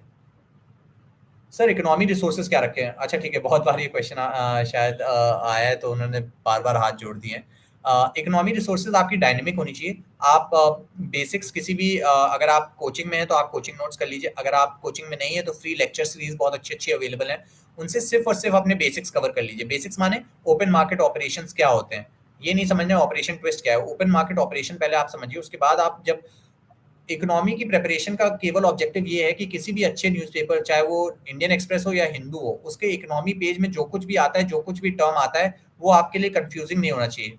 उस टर्म को देख के आप घबरा नहीं जाना चाहिए कि ये क्या लिख दिया, ये क्या बोल दिया. आपको पता होना चाहिए क्या बात कर रहे हैं. अगर आरबीआई गवर्नर का कोई आर्टिकल आ रहा है तो उन्होंने क्या बात करी है, किस कॉन्टेक्स्ट में करी है, क्या हो रहा है इंडियन इकोनॉमी में, ये सब आपके लिए क्लियर होना चाहिए. तो ये लेक्चर सीरीज ऑनलाइन अवेलेबल होती है फ्री की, वो आप कर सकती है. अगर पतली बुक चाहिए तो शायद जी शंकर गणेश की एक आती है, वो आप बेसिक्स के लिए कर सकते हैं. बाकी online notes are more than enough.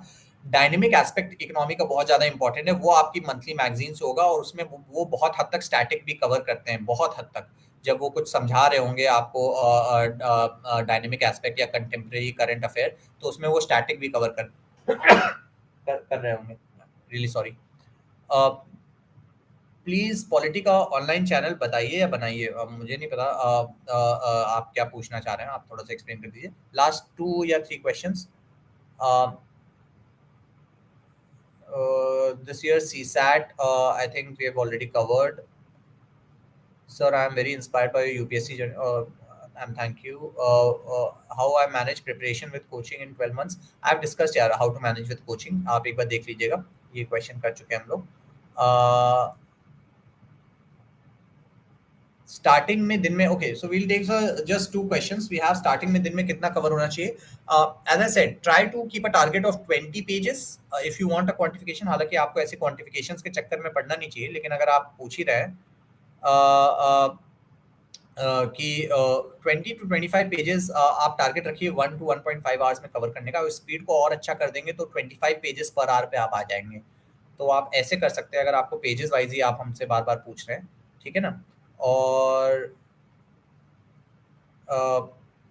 तीसरा 11th 12th NCRT will suffice. Yes, it will suffice if you are comfortable with humanities and previous subjects. uh, So don't you feel like a god among? No, not at all. I'm nobody, and I think the aspirant should also get this mentality that um, uh, you know we are no different from you guys.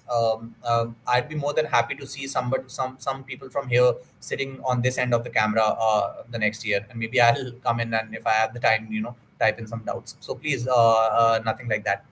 Um, Last question, please. There are too many now. How? Okay, I'll just pick the latest one. Uh, Keep focused. I think I've discussed two or three questions on focus. So if there's some different questions, um, all right, these questions I've already done. I think we'll call it a day then. I've tried to cover as much as I could. I'm running a bit late on my schedule. I'm already 5 minutes late, but I think it was worth it. It's always great. I always try to invest whatever time I have at my disposal towards aspirants, because I know that even one question being resolved means a lot during the prep, and it can help you take your mind off that constant doubt and invest it more productively. But anyways, I've tried to cover a lot of questions. Hopefully, it would have been helpful for some of you. Um, in case you still have doubts, whatever channels, social media platforms I'm on, I've already mentioned. There's an email ID for doubts also. I try to cater to it as much as I can. But all the best, yeah. It's a tough exam. Keep your spirits high. Try to be with people who encourage you constructively, and hopefully you'll not lose touch with the beauty of this examination amidst all the social pressures and the negative connotation and performance pressure of this examination, right? And always remember just two parting things, that this is the first step. Once you clear the examination, the society will make you feel like कि सब कुछ ही हो गया है और IAS हो गया हो. नहीं, this is the first step of the ladder. Now the real journey begins. Now your whatever you've been working for will begin.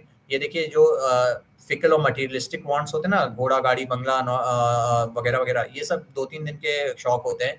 इसके बाद you won't get that satisfaction if you are coming into the services for all these fickle things. So keep that in mind. And secondly, don't treat this exam as too much, much bigger than you. I think all of you guys, whatever you are doing, no matter, अब आपको लग रहा होगा कि अब निकल गया इनका तो इजी है इनके लिए कहना, लेकिन मैं जब नहीं निकला था तब भी यही बात कहता था, शायद इसीलिए इस माइंडसेट की वजह से निकला, that this exam is not the sole barometer or metric of your capabilities. Many of you would go ahead and do great things in life, not necessarily in UPSC. If you come to UPSC, great. Nothing could be better than contributing to the services of your nation, but this is not the only platform. Keep that in mind. And secondly, when you clear, hopefully most of you will clear. Remember not to, keep. मैं ये एक example parting में सबको देता हूँ कि when you scale a peak, ना एक पहाड़ जब आप चढ़ते हैं तो बहुत मेहनत से आपने वो चढ़ाई करी है, तो जब आप ऊपर पहुंचते हैं तो बर्फ से ढकी वादी होती है, चोटी होती है, सब होती हैं, तो वो नज़ारा बहुत अच्छा होता है. आप उसको एंजॉय करिए, उसका लुत्फ उठाइए. आपने मेहनत करी है, आपने वो डिजर्व किया है, लेकिन ज़्यादा देर वहाँ मत खड़े रहिएगा, क्योंकि आप जम के मर जाएंगे, है ना. You freeze to death if you just keep standing there and staring. And this was a lesson my parents taught me, that once you have achieved success, you've got something in life, great, all goods and glory to you. Enjoy the limelight, enjoy whatever comes with it, but then scale down humbly. Just humbly come down from that mountain, pick a new mountain and start scaling again. And that is life, constantly challenging yourself. Stagnate mat ho jayega success milne par.